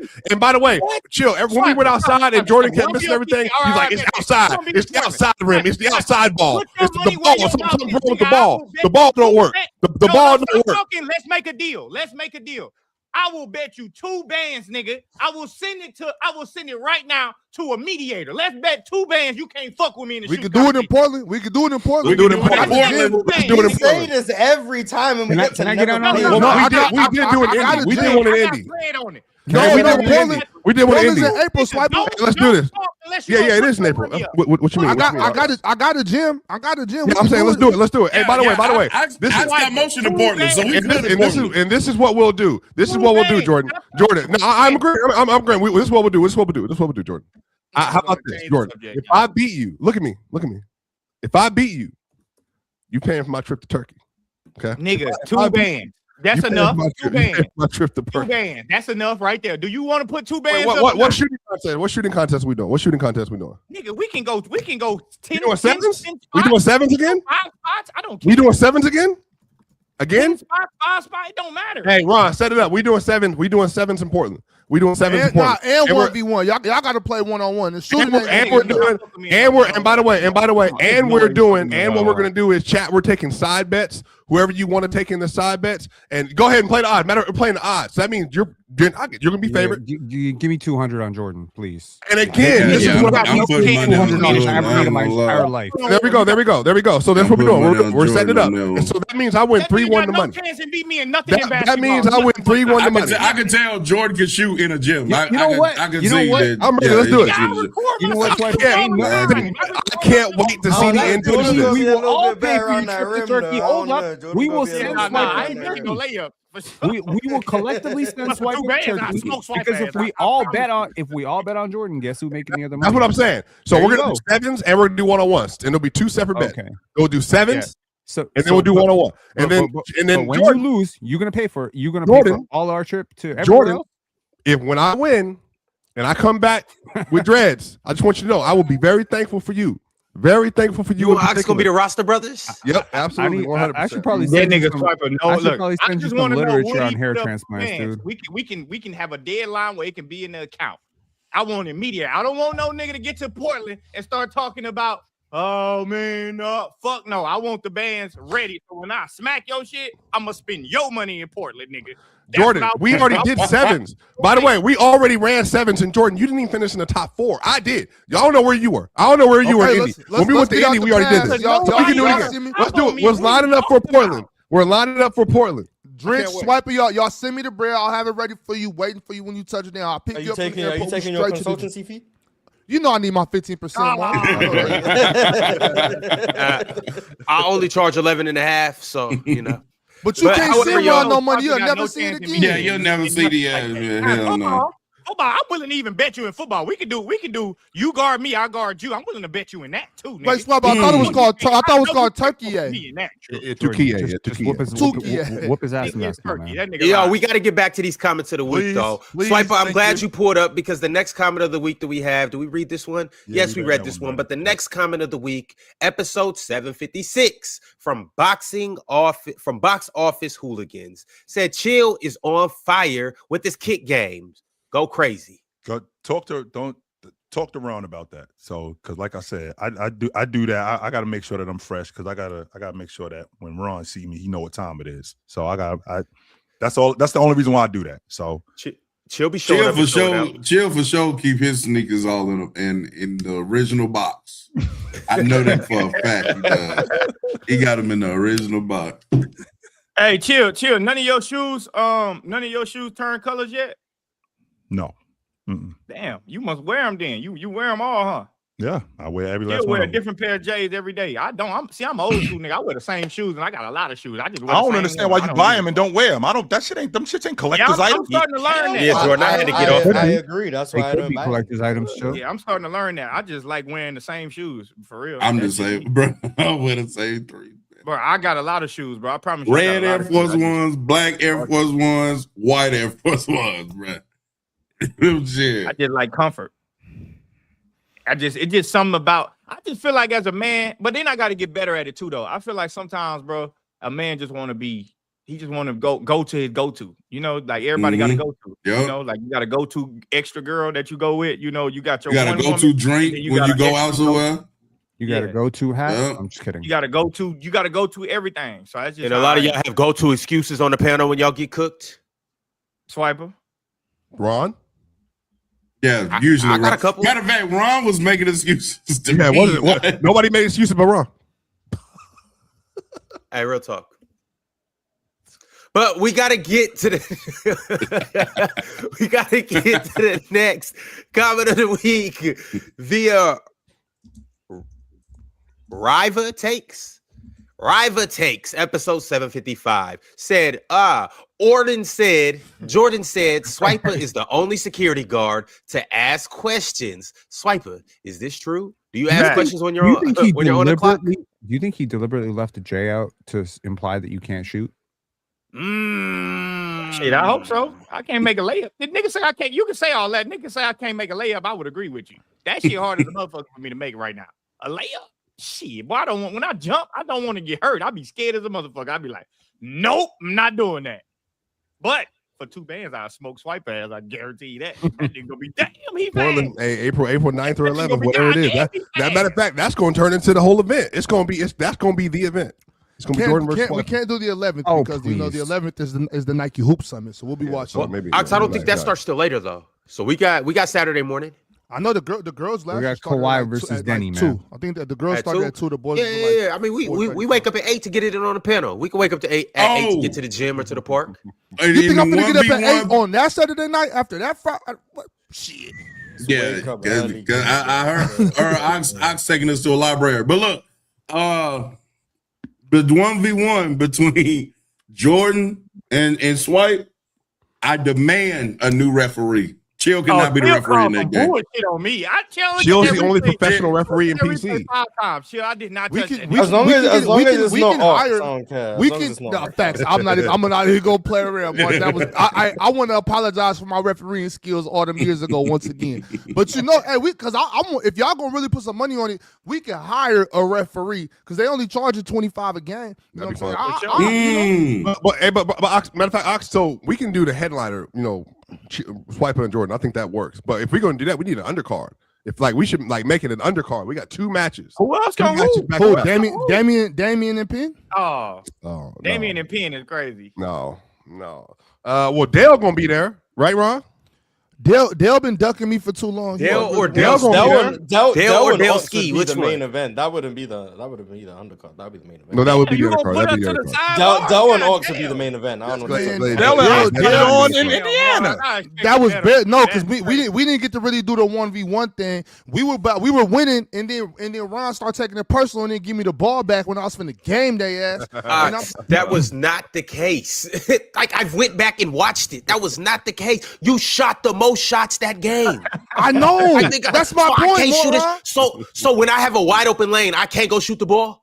Look, Ron. First of all, I'm not mad at. Usually, I always want you to be aggressive. I want you to take it, but I'm wide open for. I'm hot. I hit the rim my wasn't first wide shot. open though. I was wide open. That's why I shot the ball. Then why I you went back missing? and looked at it.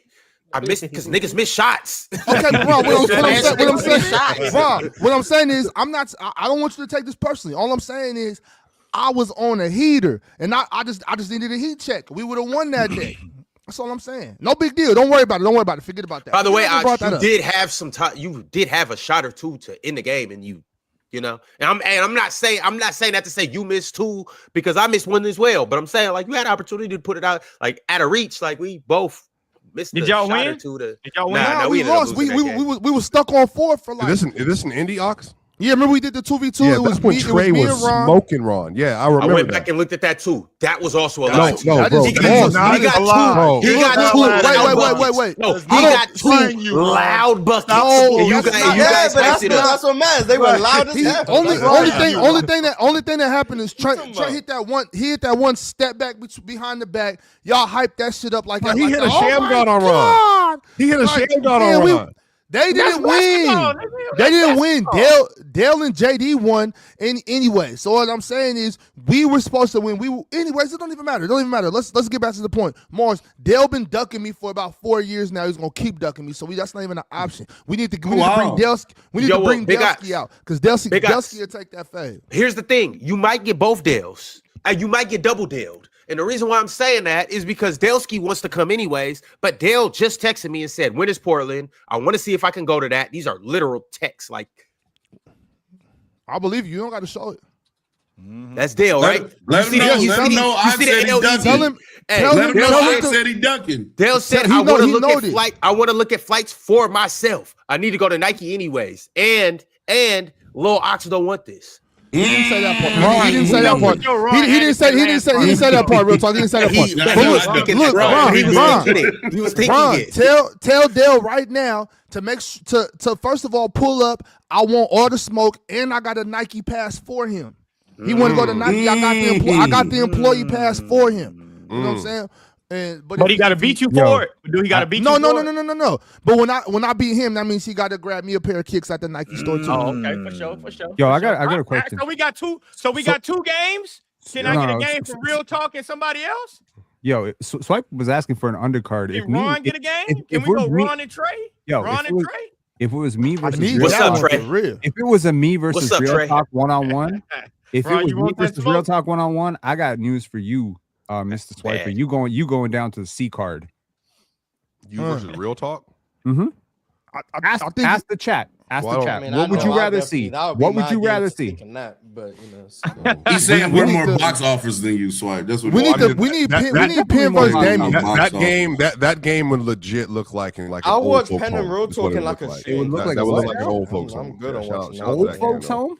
Yeah, shout out You to calling that, us though. old? No, I'm Penn, are saying- you gonna pull up? And 'Cause mobile. If And mobile. you and Damian 1v1, I like to see that. Why? Damian- Why? you putting me versus Swiper, what do you Damian? think You're the a soccer score would be? player. A game to 11. Me. But he played ball. Oh no, too, let's though. do it. I'm actually That's excited to do it. I have no idea. didn't know Let's that. do He was Let's do it. out there hooping. But you Yeah, know you me, know we got me. like 35. But Jordan, you know me. You know that, right, Ron? I will be go ready. foul. Play, Ron? You go We got like foul. 35 super chats, Ron. Just so I know you go foul, but I'm just Swiper. Just so you know, I know you want to do this all day. I do know. Yeah, absolutely. But we got like 35 super chats, something like that. We got to Shit, get. All right, Ron, so, to be real, because the captain has told me to. The captain has told the driver of the ship to, put his hands on the wheel. drive the ship, Ron. Drive the ship, and make sure that you line me up Yo, for the 2 captain games. I want also Dale first, and I'll take Delsky second. I want both of them. Yo, both. the of captain also I told only me got one yesterday, game, Mark. Ken, you will be on the show tomorrow, and we are going to talk about Scotty Barnes and the Ain't nothing to All-Star talk game. about. Man, Hey, Dane, Penn, you better want to pull up? You want to pull up tomorrow to talk about it? Yeah. All-star. Yeah, Penn. crazy. Don't blow me over with your enthusiasm. doesn't pay. Yeah, it's crazy. That nigga said 8 to the P. You want to pull up tomorrow? Because y'all not privy to our private chat. Ron just be talking mad shit about Scotty. Scotty missing, but Scotty got the game winner and gave y'all the big moment and All-Star turned up the game intensity. winner, and we got to make a segment out of it.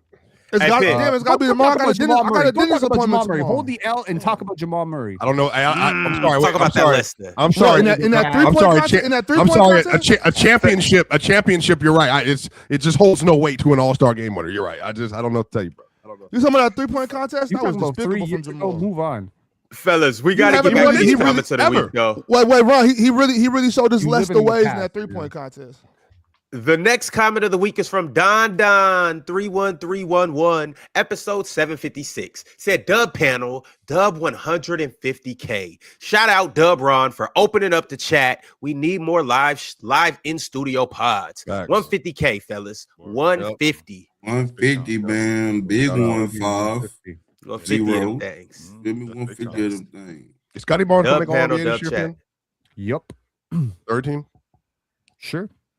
Third team. Hey, I really don't care. He's gonna make first team all defense. And I'll tell you what. Do niggas play one shot and done? I'm not finna keep getting your own rebound. Yeah, we're not getting no rebounds and shit. Yeah, that nigga gonna Hold on. Are the freaking rules? 9 second shot clock, 1 shot. It's a 9-second shot clock and then 1 shot.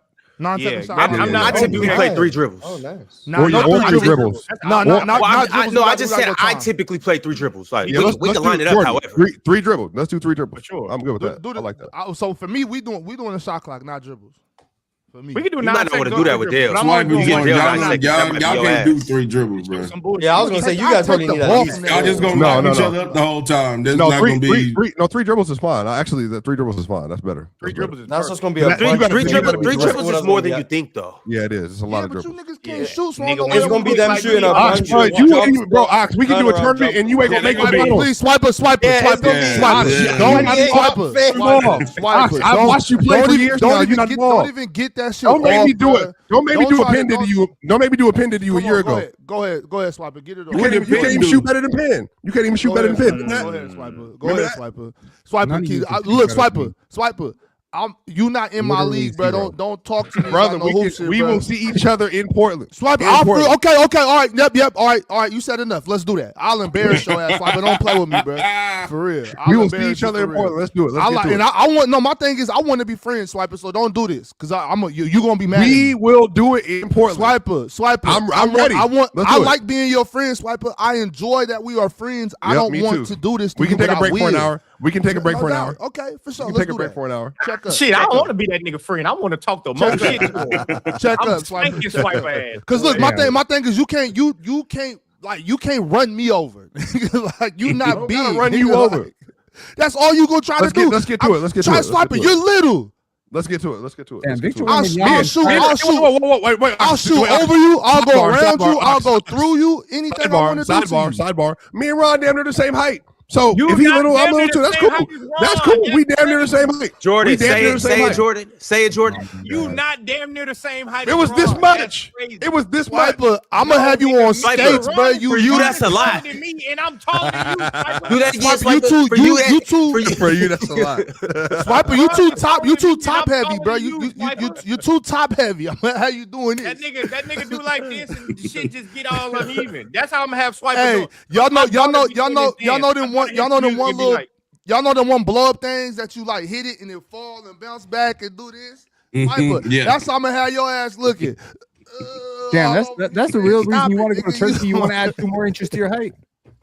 Hey, Swiper, I know you can move your hips when you salsa dancing, but on the court, that shit a little bit difficult for you when you moving them hips. I'm gonna have your ass falling. Swiper move like this. I know. I was the DPOY Saturday. I will be again in April 10th. I can't wait to get to it. Let's do it again. All right, we got one more comment of the week, fellas. Then we get into these super chats. The last comment of the week is from Baby Lon, episode 756. Baby Lon said, man, this episode made my day. Seeing Dale and Dub alongside y'all made me realize how long I've been keeping up and watching. Y'all are a part of my everyday life. Shout out to Baby Lon. Yeah, shout out, man. Shout out to you, man. Word. That's what we here for. No doubt. I was having that conversation with Chill, man. When me and Chill, we had dipped off walked to that Subway over there, close to the hotel, and we was like, man, you know, we really kind of become part of people's everyday life, and people. We walking down the street, and y'all got to know, Chill famous for real. Like you know what I'm saying? We can't go nowhere, and people don't know Chill. You know, so people would stop him taking pictures and everything. Man, it was just like cool to witness and be around and be a part of that. Meanwhile, shout out to y'all. Shout out to the 150. Meanwhile, me and Real Talk is sitting in the Subway, so I ain't big time in nobody. So let's be clear about that. Me and Real Talk is sitting in the Subway eating a sandwich, so I ain't big time in nobody. I don't get down like that. That's not my. Hey, Chill. My bad. When I was leaving, when I said bye, Chill, I had to hurry up. No, I know you had to go, Drench. I know you had to bounce. It looked like you had to hop. Yeah, I know you had to hop. So, yeah, that's when I was looking for the car. I couldn't find him, and Chill was trying to tell me bye. I'm like, all right, Chill. Like, damn, that's all. It's all right. I was like, damn, like, my man just like ran by me, but I understood it. He was like, yo, he had to bounce. I got it. Yeah. You said what kind of sandwich? We had the veggie sandwich. Mm-hmm. Now, y'all split it, or y'all both each got y'all foot long? Real Talk was doing that because he wanted to see what I was eating. That's why Real Talk did it. Yeah. Real Talk was just trying. He was just trying what I ate, and he ate it too. Like it wasn't like he spit this out. Like, man, get this shit out of here. No, he ate it. So you know, that's what it was. Sky blue, grass green. Well, watch yourself, Ron. That's dirty. What? Watch yourself, I'm saying Ron. we all would have ate it. We all I would have ate it too. Ron, like, that's Subway, crazy. No, it's not. Subway got good sandwiches. What? Like the spicy Italian. Italian. No free promo. Yeah, spicy Italian's the best one. We give free promo to Subway. I get the meatballs at Subway. They got plastic sandwiches until they pay Yeah, out. nigga, the meatballs good at Subway. You only get those at Subway? Yeah. Bro, it's Meatballs, plastic ass I put food. the little cheese on there, put the spinach, the honey mustard. Sometimes I get a foot long, sometimes I get a 6-inch. Shit. All right, to be honest, all right, fellas. Well, go ahead. I'm sorry. Go ahead, Ron. Go ahead, Ron. I got to get to these super chats. We got to get to these super chats. Swiper, I appreciate you for pulling up. I know this is typically you're not on Tuesdays. Real Talk, I appreciate you for pulling up and setting the record straight. I know typically you're not on Tuesdays. Fellas, we've also made some progress. We went a whole 3 hours without talking about Kawhi Leonard. Good job, y'all. But Teddy Hart sent through a super chat and said, I'm replying to Chill, or in reply to Chill, I don't think there's such thing as a solution with zero downsides, but maybe the idea can be fleshed out. If you picked number 3 last year, this year, if you draw up a top 3 pick again, you auto swap your pick with whoever drew number 5. Or move back 2 picks, 4 slides up to 3, 5 slides up to 4. It still puts me in a bind though. Because that number 5 pick, the team that's at number 5, right? They could be really good this year. They could have been really good last year, and I ended up being bad, and I got to move down. Yeah, that doesn't work. All right, the next super chat I got is from Whoopity Scuppity. Whoopity said, I feel like it doesn't get talked about enough how much of an anomaly SGA's growth is and how people think it's easily replicated. Also, shout out Topic. Glad to see him playing. F Cancer. I do think people have a hard time ranking players who like come in not nearly as good as they potentially become compared to players that are kind of like known as generational talents. And so it's kind of expected for them to be that good, whereas the player that eventually works and gets that good, they don't see him in the same light. Like going back to that SGA KD thing that I had said, even though I did walk it back and I do think that KD's better, like that is a real conversation. And a lot of people in response to me were just saying, man, KD at 21 was already good. And I'm like, yeah, SGA maybe not have been that at 21, but let's talk about when they actually got to their best of the best. SGA is in that tier of player. Like he's competing with Kevin Durant, but since SGA isn't, Kevin Durant, 6-7 feet tall, got a handle, 3-ball and all of that coming out of college, and everybody already knew KD was going to be one of them ones. He doesn't get looked at like that. So I think it's kind of sad that SGA gonna get taxed for playing in this era because I think he's a really good player, but I think he get taxed for playing in this era of basketball. To be honest with you, like, I think that's why it's hard for people to like fathom that SGA and KD is a conversation because, quite frankly, it's a lot of people that praise this era, but I would say a lot of people just don't think this era. If he played in the '90s, we talk about him versus Jordan as the best 2 guards in the league, I think. What If they he got to played- do with what they got to do Well, with yeah, what I'm he's better saying? than Even though I Drexler, disagree so, with that yeah. though, but that don't have nothing to do with what I'm saying. So what, you think Drexler's better than him? No, I didn't say that. I'm just saying for Shea to be great, I'm saying people tax that his greatness of the era. They're always going to talk about look at the defense that they play now, or look They at the play way the good game is played, defense. or like Ox would say, the NBA is weak. So I think Yeah, but that's just why wrong. we I don't. think And I think not the that I NBA is disagree. strong. He ain't saying it's right. He's just saying that's what happens. Okay. That's what Well, happens. I Yeah, don't think so. I think when historians look on this, they're going to look at this as an all-time guard season, and they're going to look at last season as an all-time guard season, but I don't and they're think going to look next nobody season as an all-time realistically guard talk season. about SGA as an all-time guard season. Besides, like when we go into in-depth conversations, Me Yes, they will. about last year, basketball. me this But year, again, half we the are in world. the minority. That's Yeah, also like we something I'm definitely in the like, minority of this. yeah, we're in the minority. Who's in the minority? I forget because PC kind of has its own like community, you know what I'm saying? And because we kind of like, Yeah. we're used to hearing each other's opinions, bruh. Jason Tatum FC wants my head on a stick right now because I said he hasn't been shooting middies and pull-up threes well, which is just statistically a fact. Yeah. I'm not even saying anything wrong, like objectively, but because Jason Tatum is Jason Tatum, he's known as a top 5 player to majority of the NBA community. People saw the clip and like, oh, they need to make podcast equipment $1 million. They just letting anybody talk. I'm like, bro, I can literally show you the stats, bro. I'm not up here just saying. Did you see the one? Did you see the one where we're talking about KD being a top 10 player, and I disagree with it, and them niggas was still saying, bro, this show is going down here. Like, does anybody know basketball? I'm like, nigga, we got 3 different opinions up here. We got one person who said he should be top 10, one person who said he shouldn't, and then somebody should say he in the middle. Like, how do you niggas look at that and just type dumb shit? Yeah, I ain't even respond to it. I'm like, like, you guys gonna realize, man. You gonna people just like, talking, man. Nigga look like you can watch basketball. I'm like, bro, we literally have 3 different opinions up here. What are we talking about? To the point of SGA. So I think you might appreciate this because you sometimes use metaphors with women, cars, etc. Think of it like a building, right? Yep. It could be like a four story apartment complex. Yep. It could be a 10-story low rise, or it could be the Burj Khalifa that we're building here, right? Now, at some point, we're gonna look at a guy like Victor Wembanyama, and he's gonna have a lot of things to add to his game. He's got to get better at this, and we might look at a guard like, I don't know, Walter Clayton, and he don't have that much to add to his game. Walter Clayton is a house you can live in right now. Victor Wembanyama is the Eiffel Tower, like before we laid any of the structure in. You can't live there, you can't be there, you can't walk on it yet. Before we even advanced it, before we even we got the blueprint. We got the blueprint. We've laid out the metal. we've melted it down. We've imported the parts, but we haven't put it together yet. Yeah. So I think that the good GMs could look at a guy like SGA and say, with his balance, his coordination, his work ethic, his mentality, all the stuff that he brings to the game, his length, the fact that he's 6'6" and he got like sneaky athleticism. I don't think he's 6'6", by the way, but sure. Me either. I've never seen SGA and be like he's 6'6". I've seen SGA. I've seen him like Ron height. I'm gonna be real. SGA is like Ron height in person. I keep saying this. Worst case scenario, 6'5", but point being, no, that nigga like Ron height. I'm telling you, I stood next to him.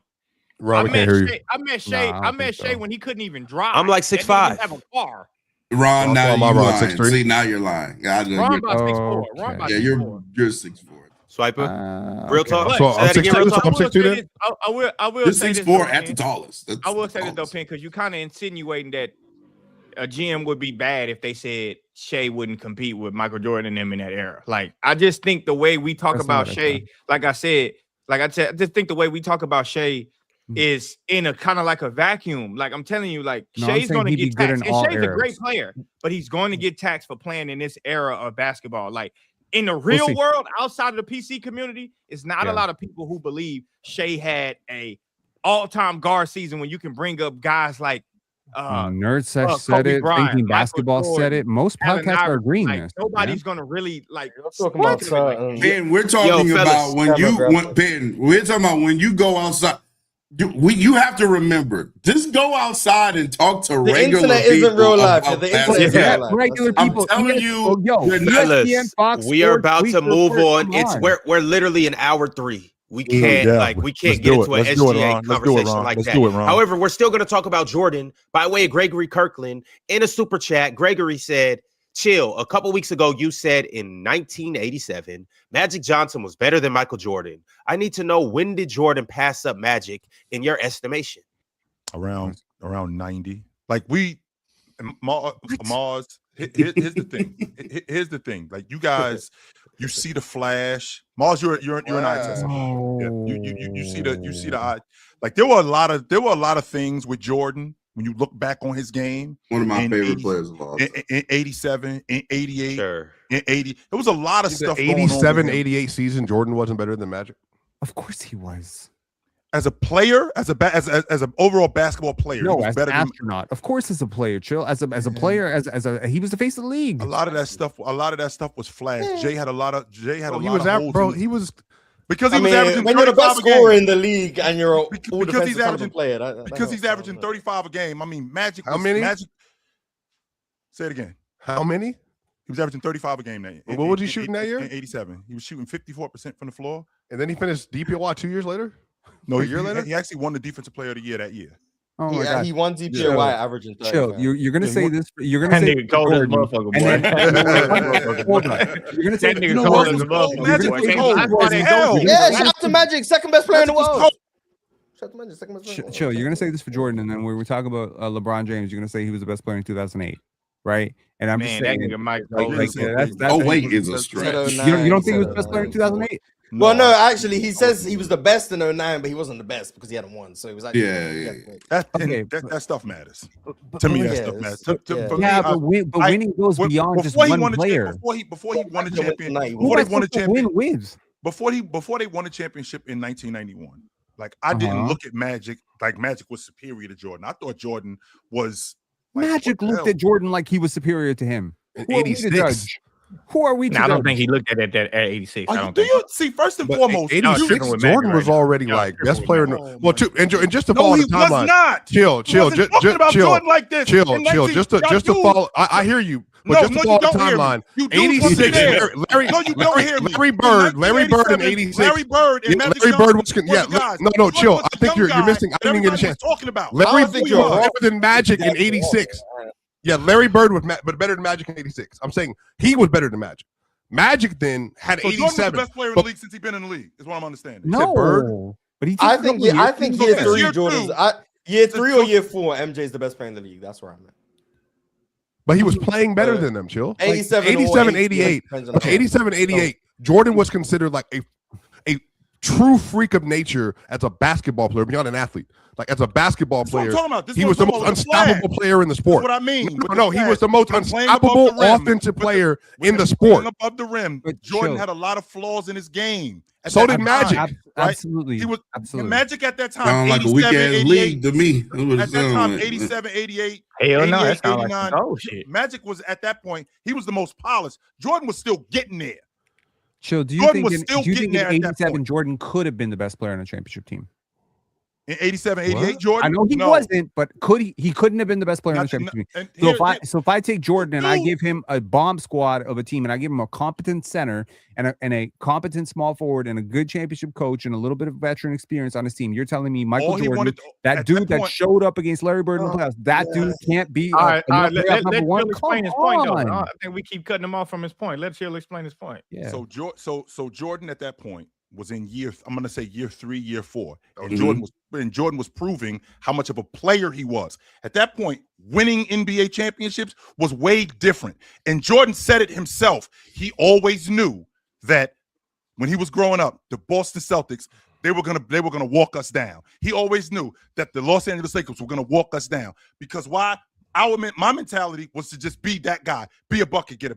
Jordan didn't know how to utilize his teammates at that point. Jordan didn't know how to utilize guys on his crew at that point. There's a reason why he was getting you 45, 35, not just because he didn't have the guys in order for them to be great, but also because he still was in that mentality as a young player of proving he was awesome.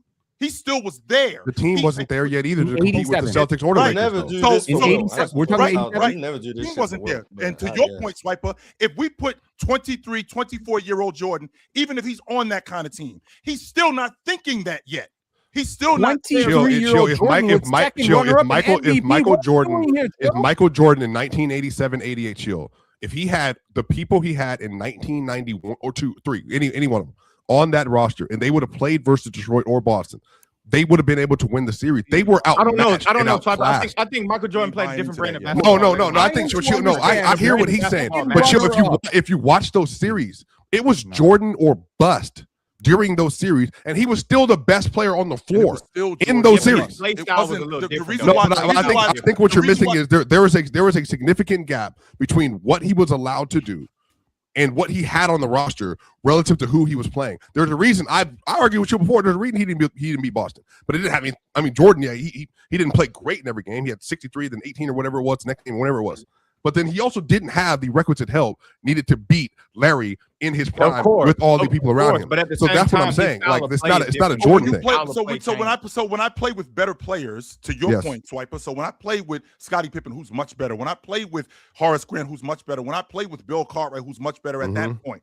So if I got these guys, and I'm still 1987, 88 Jordan, who's shooting, by the way, he's averaging 27 shots a game. And shooting 53% from the field. Right. Is he still doing that? But it doesn't matter in basketball. Like, you got to figure out how is he maximizing? If I'm making half of my shots on mostly jumpers and drives, I mean, Mike said the same thing about Kobe's game, though. Mike said the exact same thing about Kobe's game, about like how Kobe didn't understand how to win yet. Like it sounds like so as just basketball players, okay, I'm a better jump shooter than you. I'm a better ball handler than you. I'm a better athlete than you. I'm a better passer than you. I'm a better defensive player than you. All right, you got it. You're a better player. He was better. I mean, shit, if I'm better, if you're better at all of those things, you're probably a better player. I'm not gonna lie. You're probably a better player. All right, fellas, real quick, I got a 10-second comment to make, just real quick. I do want everybody to realize that the reason why people aren't just like these rookies aren't walking into the league being like the best player, a la Larry Bird, because the league is just way better now. The reason why that there's not teams three-peating 2 times in a row is because the league and the teams are just way too competitive for that to happen.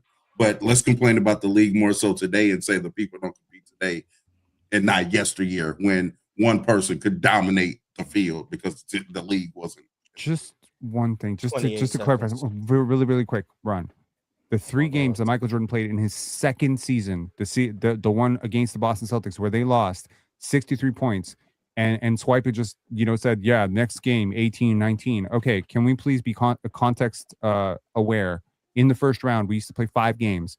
Michael Jordan scored 49 points, 63 points, and 19 points. Yeah. In his second season, 2 years removed from that, he was a second runner-up for MVP. No, I think the context of me bringing that up was that Chill was like passing as criticism. I knew he was going to bring that game up, or I brought that game up before. I didn't bring any of those games up. Okay, that man really scored 63 in the playoffs, man. That's tough. Yeah, 63 ever doing that shit again against the best team in his conference. 49 against the best team in his conference. But he got 19 the next game, and we're gonna be like, all right, well, I guess he wasn't consistent. should have averaged 60 points. I don't know who said that for that series. I don't know who said he shouldn't be. All right, y'all. The next super chat is from Reginald Deborah. Reginald said, "You must be out of." You must be out of your bald-headed ass mind if you think I'm a pick getting drafted by Toronto. All they got up there is ketchup chips, crappy poutine, and mid women with silly accents. Shout out to Pinion Martin. Yo, mid women is crazy. Who are you calling bald, dumbass? Oh God, I didn't know it was gonna pinch a nerve that bad. Yeah, it pinches a nerve because I got my hair. I'll probably have 15 years later. I mean, I remember Swiper drawing my diagram when I was 45. And I'm gonna be bald then. But hey, man, we deal with that when it comes. I'm bald right now. That's just being anxious. You don't have to be anxious by that point. Yeah, Toronto's a great city. Everything I've heard. Toronto is a great city. The women are great. The food is great. I heard the women are beautiful in Toronto. What about the ass accents? Y'all do have a crap. Mandem. You making fun of a Toronto accent? No, I think it's good. I love accents. I love W Catch culture. me outside, man. All right. Well, I mean, vote that up right now. Ain't that what Drake said? All right, chill. Later. To be fair, your face is bald. Okay, cool, man. What? All right, Drink More Water said, I'd rather play to lose versus playing for nothing. A tanking team at least has a goal to get better. If you let these prospects pick their teams, the teams that suck play for nothing since there's no pick.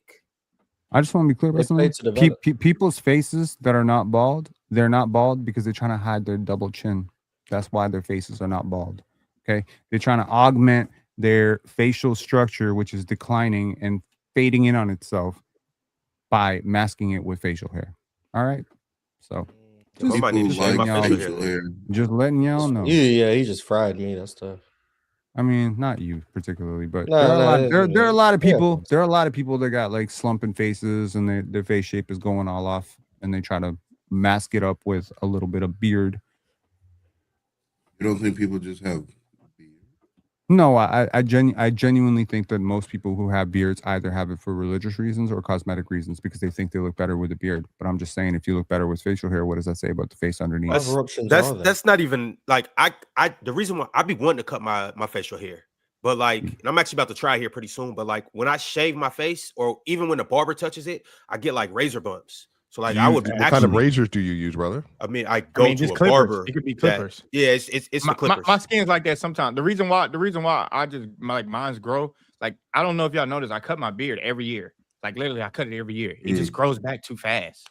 Like it grows back way too fast. So it's just like, yeah, it's just like fuck it.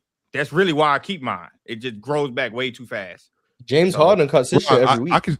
I could like shave it for you if you want, like with actual like razors and like cream. Yeah, like, no, I never put a razor on my face fat. ever. I've never put a razor I use it on every day, but also I have products I feel like that work for me personally, my skin. No, razors don't do well on my skin. So yeah.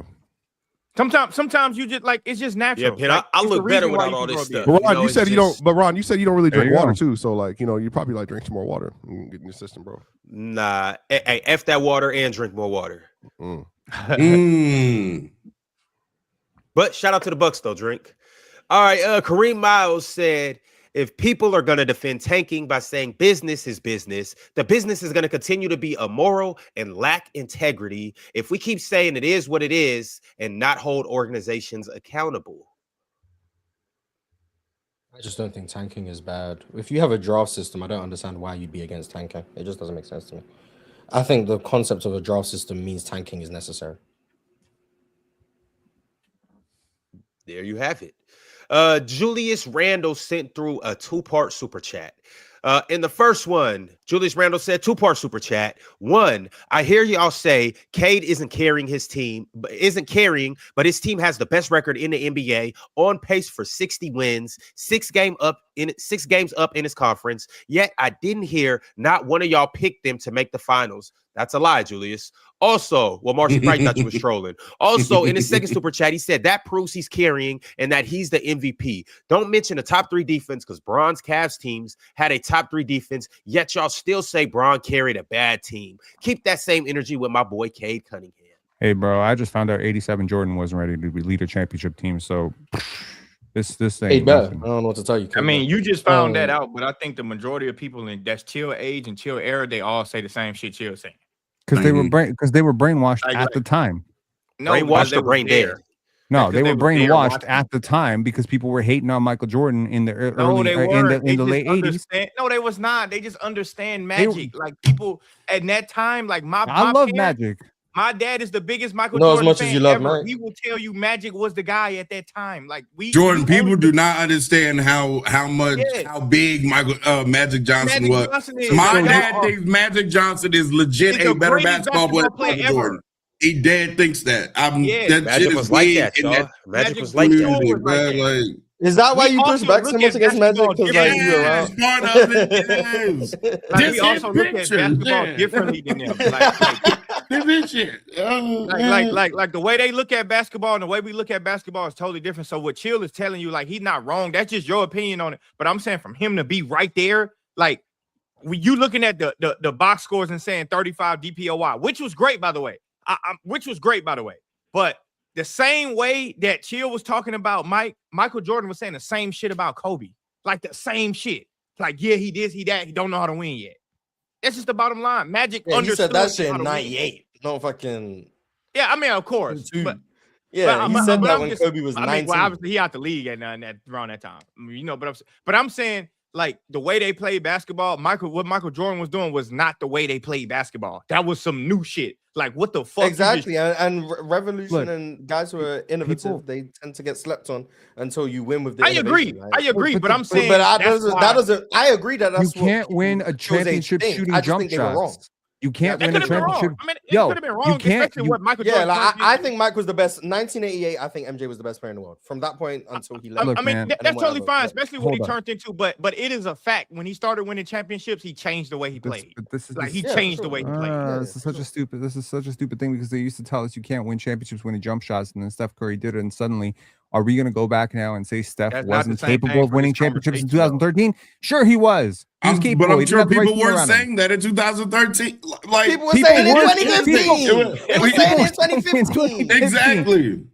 But that ain't even the same conversation, to be honest, though. Like, you got to prove it, man. Like, look, we were at a point where scoring champions don't win championships, man. We were saying this about Allen Iverson, even after Mike was saying, yeah, you had an exception for Mike, but Allen Iverson, he's too small, he can't do it. They were calling Kobe selfish, and then he won a championship, and then he won another championship, and they're like, oh, I guess Kobe can do it. Kobe is an all-time great. He's not just riding Shaq's coattails. My point is, you cannot use the point that has already been proven wrong by the player themselves. Michael Jordan absolutely was capable of winning championships in 87. I'll bet my life on it. But he didn't win a championship pin until he changed the way he played. So be winning a championship and being capable of winning championship. Jordan, you got to understand this. Everybody, what? Oh, no. Bro, you may not go to Walmart today, but you are capable of going to Walmart. Are you not?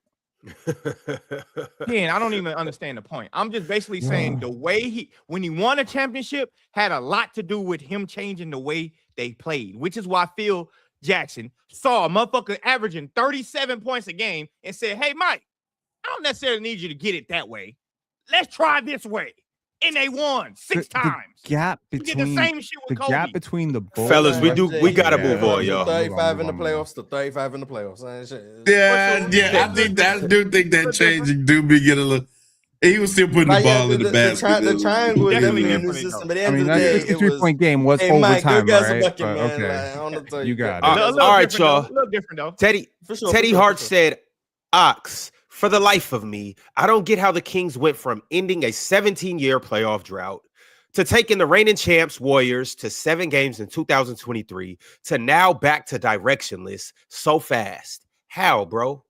Anybody have a terrible front office. That's what happened. The funniest shit I think I've seen reported this year in the NBA is how the Kings are currently looking for a point guard. And they dead ass had Halliburton and De'Aaron Fox over there. It's just mildly funny to me. Well, I mean, to be fair, like they traded the Hallie thing because they believed in Fox, which I thought was fair, but but then they traded Fox because Fox said I've won 3 playoff games here in 8 years. So the Kings were good for 2 seasons, man. I don't think it was as good as it's gonna get. Yeah, good. They were good for 1 season. No, they were good the next year. The West was just stacked, but they were good the next year for sure. The West was just stacked. They won like 47 games. They missed the playoffs. Yeah, they were good too. Yeah, I'm not about the West was just good. All right. The Jonathan Frazier said, I rewatched PC Assassins and y'all really was just up there capping, dog. Oh my goodness. Oh my goodness. How the hell did Bama forget the Bucks won the chip? Shaking my head, Dub Mars. Oh, that? Oh yeah. PC Assassin, what's up? Where we all had a player and we had to people had to guess who your player was by asking like questions. No, that video. Yeah, that's a long time ago. We did that in San Francisco and we ain't and I asked if Josh Smith could shoot, and I was like, oh, technically, I guess. Well, shout out. Giordi Scott sent through a super chat and said, so if we remove the draft, what stops teams from just signing high school players? The NBA should just go to the Premier League format. I mean, I think they should start drafting people out of high school again. I think you should be able to come out of high school as well. Yeah, I agree. I do too. But my thing is, I ain't even really mad about the abolishing the draft shit. To be real, I'm really not even mad at it. To be honest with you, I mean it's gonna be a mess regardless. But it's like fuck it. Like New Orleans not getting no pick. So guess what? They gonna start doing some other shit. Ain't nobody going no motherfucking New Orleans out of college and not having it.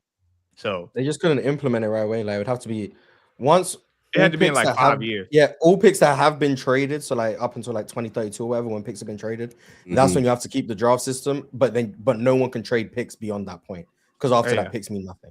So it would have to be like after 2032, 33, whatever, when picks haven't been traded yet and everyone owns their own picks. But up until that point, you got to keep the regular draft so that no one's being screwed, basically.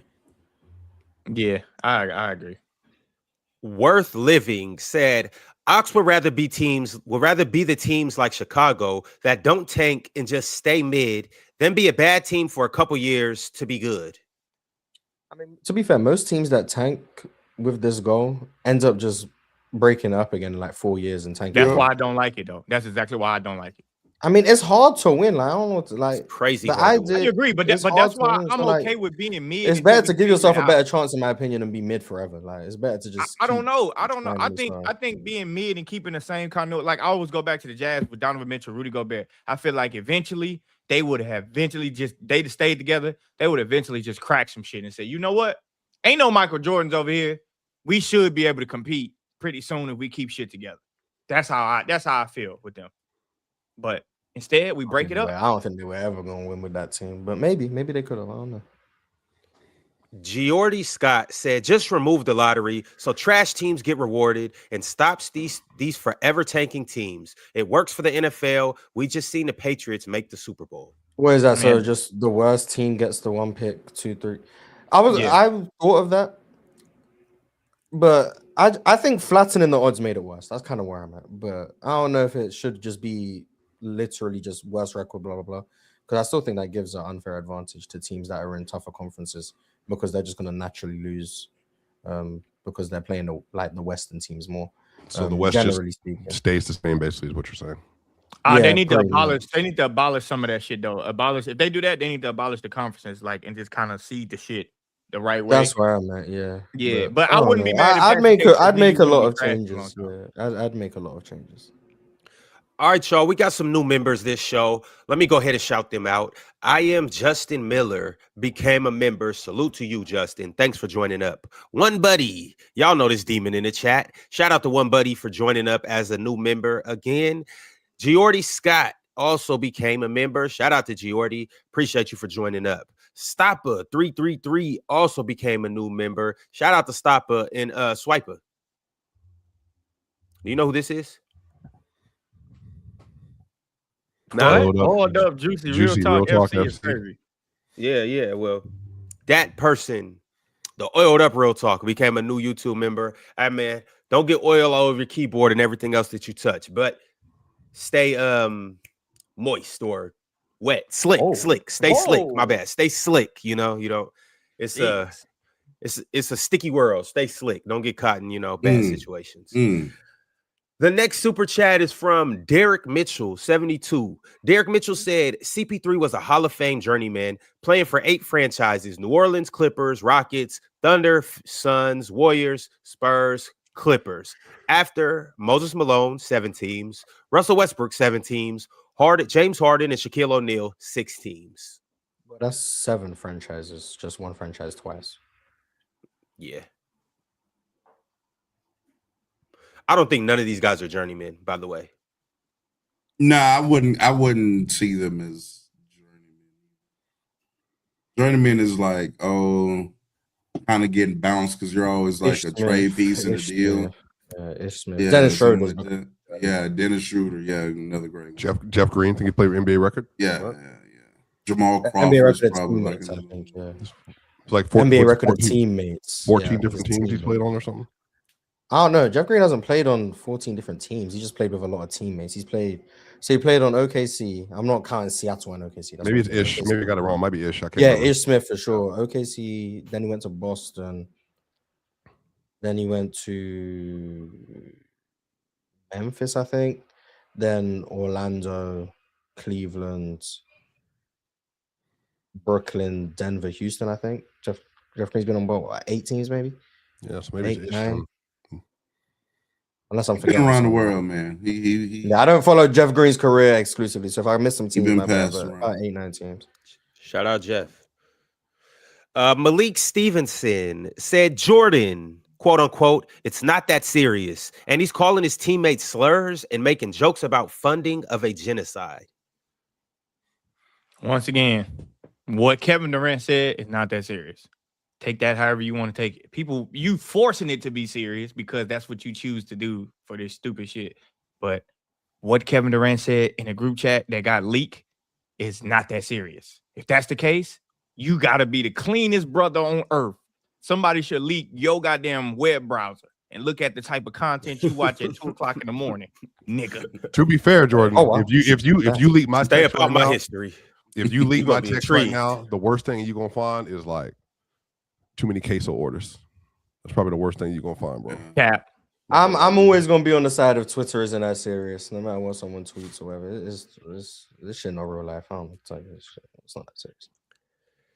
Teddy Hart sent through another super chat and said, "Pin, why don't we see more first rounders asserting their leverage like the second round guys? I'm sure it happens, but to a way lesser extent." First rounders, what First round draft picks in the NBA? Yeah, I don't know power. the answer. Like saying I don't want to go here, or this is the team I want to play for, all of that. I mean, some do. Technically, Bronny James did that, I guess. But I guess that was a familial power. Well, he said second rounders too. I think he. Yeah, but he said second rounders do it, but first rounders don't do it. Sure, right. I would. The money's different. I would say. I think that's a big There's a big drop off from like being the first pick and being like the seventh pick. Big difference. The contract lengths are different. It's like 4 years or whatever. Second round picks can get out after like 2 years. So it's like just more freedom and whatever. And also, if you're a first round pick, that means teams you're probably desirable. Whereas a second round pick, teams are a bit more. Jordan, if they leaked our messages, what will people think? Very bad of me. All right, Jay Renrick sent through another super chat. Don't matter. Jay Renrick said, people criticize the NBA for being soft. This whole tanking mindset is soft and nasty. Go compete. Tanking been a thing for. I mean, but Bulls fans, I don't know. If you ask Bulls fans, I don't think they feel that way, bro. Like they've been wanting to restart for years. I think this whole thing is just getting blown out of proportion. The NBA is competitive. That's the why NBA is great. It's like we have about realistically, we have about 8 championship caliber teams or teams that can make. I don't even think you got that. To be honest, you probably got like 3. Well, I'm not saying that could win a championship. I'm saying teams that could just make a finals run. And it would be 8 in that tier, and then you would have 14 playoff teams, and then you got like 20 teams that are actually pretty good, and they'll they can appease their fan base. The bottom 10 is just the bottom 10. Like it's gonna like somebody has to suck. Also, Ron. Like for the tanking purposes, like we need to have like a future penalty for some shit. Like for example, I know the Mavericks tanked for Luka Doncic, right? They got Luka Doncic, now you end up fucking trading him and AD. I need to penalize you. Give me 2 of your motherfucking draft picks for the next 2 years. You did this bullshit for being dumb? Sabotage everything, huh? You can't get penalized for being dumb. Yeah, you are. Yeah, you can. That's dumb. Like at some point, I mean, isn't the penalty not having Luka Doncic on your team anymore? Yeah, and not the penalty is the consequences of your decision. It's not. No, I know. I'm a no, nigga. You did tanking. You fucked up the integrity of our league. You give me your 2 draft picks. I'm gonna give it to the worst team in the league for doing bullshit. You need to at least keep Luka for 10, 12 years. Fuck it. You gonna tank for a player and then get rid of him and then get rid of the player you traded him for? What the fuck is going on? No, I'm taking 2 picks and I'm giving them to the Wizards. Gonna pick number 1. They're gonna pick number 7 and they're gonna pick 13th. Fuck it. Cause you fucking around. Nope, I'm doing that. Like we can't do that. I gotta punish you for something. I gotta penalize you for something. Fuck it. Tupac Westside said, "Yo, Drench, I'm a beer salesman, and my Wednesday route is on Bissonnette and Beechnut." You are accurate, sir. What's on Bissonnette and Beechnut? Them women with them short skirts on with no drawers, walking down the street, just coincidentally. You said no what? And then when you stop them, and then I might have a Wednesday route too. Yeah, and look, and then when you roll when you roll your window down, and they come straight up to the car. Them. There's a really good Timmy Chan over there off Bissonnette. No, I live over there. I know exactly what you're talking about. Yeah. Joe, that joint about 7 minutes from my house. Real talk. Hey Jordan, let me know some good apartment complexes over there. I don't want to say I'm house shopping, but I might need a 1 or 2 bedroom. Hey, Ron, you be driving down the street and then you just see randomly a woman with a small fitted dress with no drawers under. Like, God damn, what's she doing? Then you got to think. You got to look at the street sign. Shit, I'm gonna miss in there. Fuck. I'm not gonna think. I'm already gonna know where I'm at. But the next, I ain't gonna lie to you. What is a beer salesman? A beer salesman. Beer salesman. Beer. Yeah, he probably beer. A beer salesman? He What is a beer salesman? He works with. Does he like work with a company to sell? Yeah, he probably works with a couple you of go them. to like, especially for like IPAs or individual, like if you're not like a large brand, you go to a smaller brand beers. Yeah. Okay. It don't even got to be smaller brand. You can do cores. You can you just take that. They do them all the time. Like really, I didn't know. Yeah. They make good money too.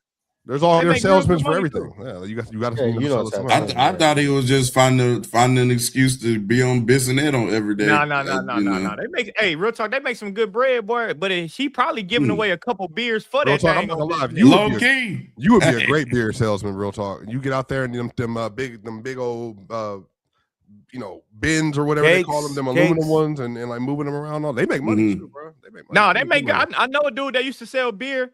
Bro, they make a lot of bread. You kind of set your own shit up too. For real, you kind of set it up. You get a good relationship with the owner, kind of set up the play you want. Hey, boy, they make some bread for real. It's some work. Matter of fact, if you in Texas, shoot, I wouldn't say do this, but you in Texas, Jordan, you know what I mean? There's some other people there. There's some other people that would say, hey man, a couple of them barrels, take the beer out, put something else in there for us, man. We could be $100 right now. No. I'm good. I want a jizz beer. That's what he want. I'm good. A what? A jizzle. That's what he want. So Crazy Sean said in the next super chat, me watching product of tanking. Wemby dropped 50 on us. Quote unquote. Wow. We should lose and get someone like him. Yeah, that one didn't really make too much of sense to me. But Derek Miller 72 said Penn's idea of getting top stars together for a quote unquote we are the world / we are all in the same gang to advocate against tanking is wishful thinking. But players have always said they don't like tanking. Yeah, none of the players like it. Yeah, that's no secret. At the end of the day, it's still in the best interest of the franchise to tank. I don't know what to tell you. That's also why it kind of doesn't work in the NFL too, because the players, you're not finna tell a player who he got 1 game left, you're not finna tell that nigga the bullshit. He gonna be serious. Them future contracts in the NBA, I mean NFL, is serious.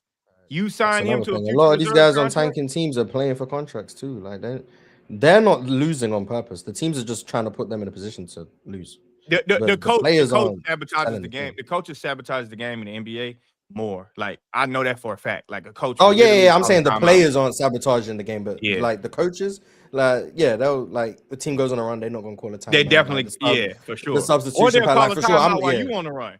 Yeah, exactly. Like they'll do things to mess up the rhythm of the game and whatever. But like the players, especially like on the Wizards or something like.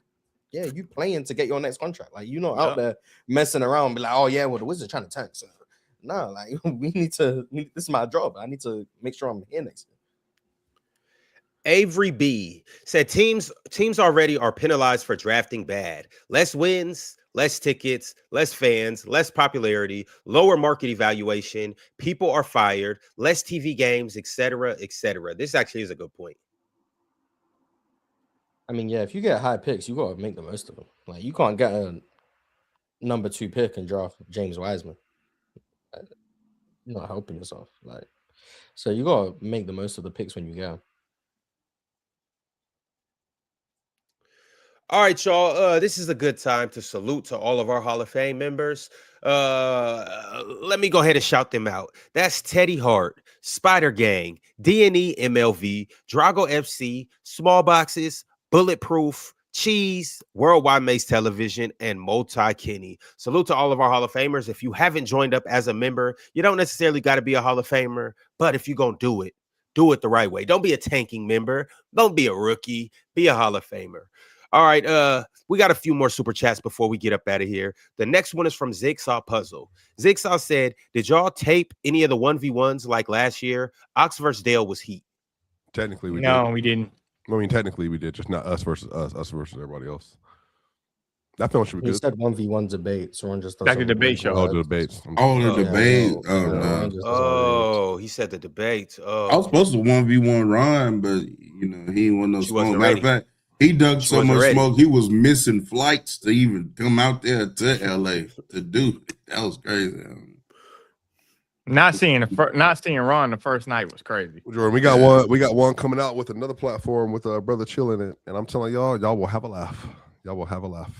Y'all will have a laugh. All right, Truck Johnson said, "I'll take 87 Magic over 87 MJ. MJ was like Russ. Magic was more like Bron. I think Magic was affecting winning more." I got 87 Magic over MJ too, but not 88. You lose me once you get to 88. That's typically how people see it at that time, though. By the way, around that era. Velez sent through the last super chat of the day and said, "What if they just flatten the odds outside of the playoffs? Everyone who doesn't make it has the same chance. Then you can't tank." There's just no reason why some of these teams that are playing teams should have the same odds of the number one pick as the Washington Wizards. There's just no way. It's just crazy how big of an issue this is in the NBA from narrative. This happens in baseball all the time. The White Sox are perpetually trash. Perpetually trash. The Rockies are perpetually trash. I just don't get why this season has become such a big problem. Because of the draft class. It seems so random. It's like, oh no, the Jazz rested Larry Markkinen for 3/4 quarters, tanking. Like I don't. Why does what the Jazz because of the draft class coming up? That's why. Like, god damn, but no one can. And don't nobody want to see none of those guys in Utah. That's why nobody wants to see that shit. God damn, what Utah do? They got people so mad at them. Like the Wizards have been tanking the whole year, but the moment the Jazz be like, you know what? Let's not give our pick to OKC. The moment they do that, oh my god, they're ruining the league. I guess. Cool. I will say this: I can't wait for May 10th. May 10th is when they do the lottery. I can't wait to see who those top 4 teams are. It's going to be a good day. I got one question before we get up out of here. Did you sleep well on the flight? Starts that day too. Didn't sleep at all. Some guy saw my road was empty and decided to infiltrate, ruined everything. I don't know who. Like, he was there sitting over there.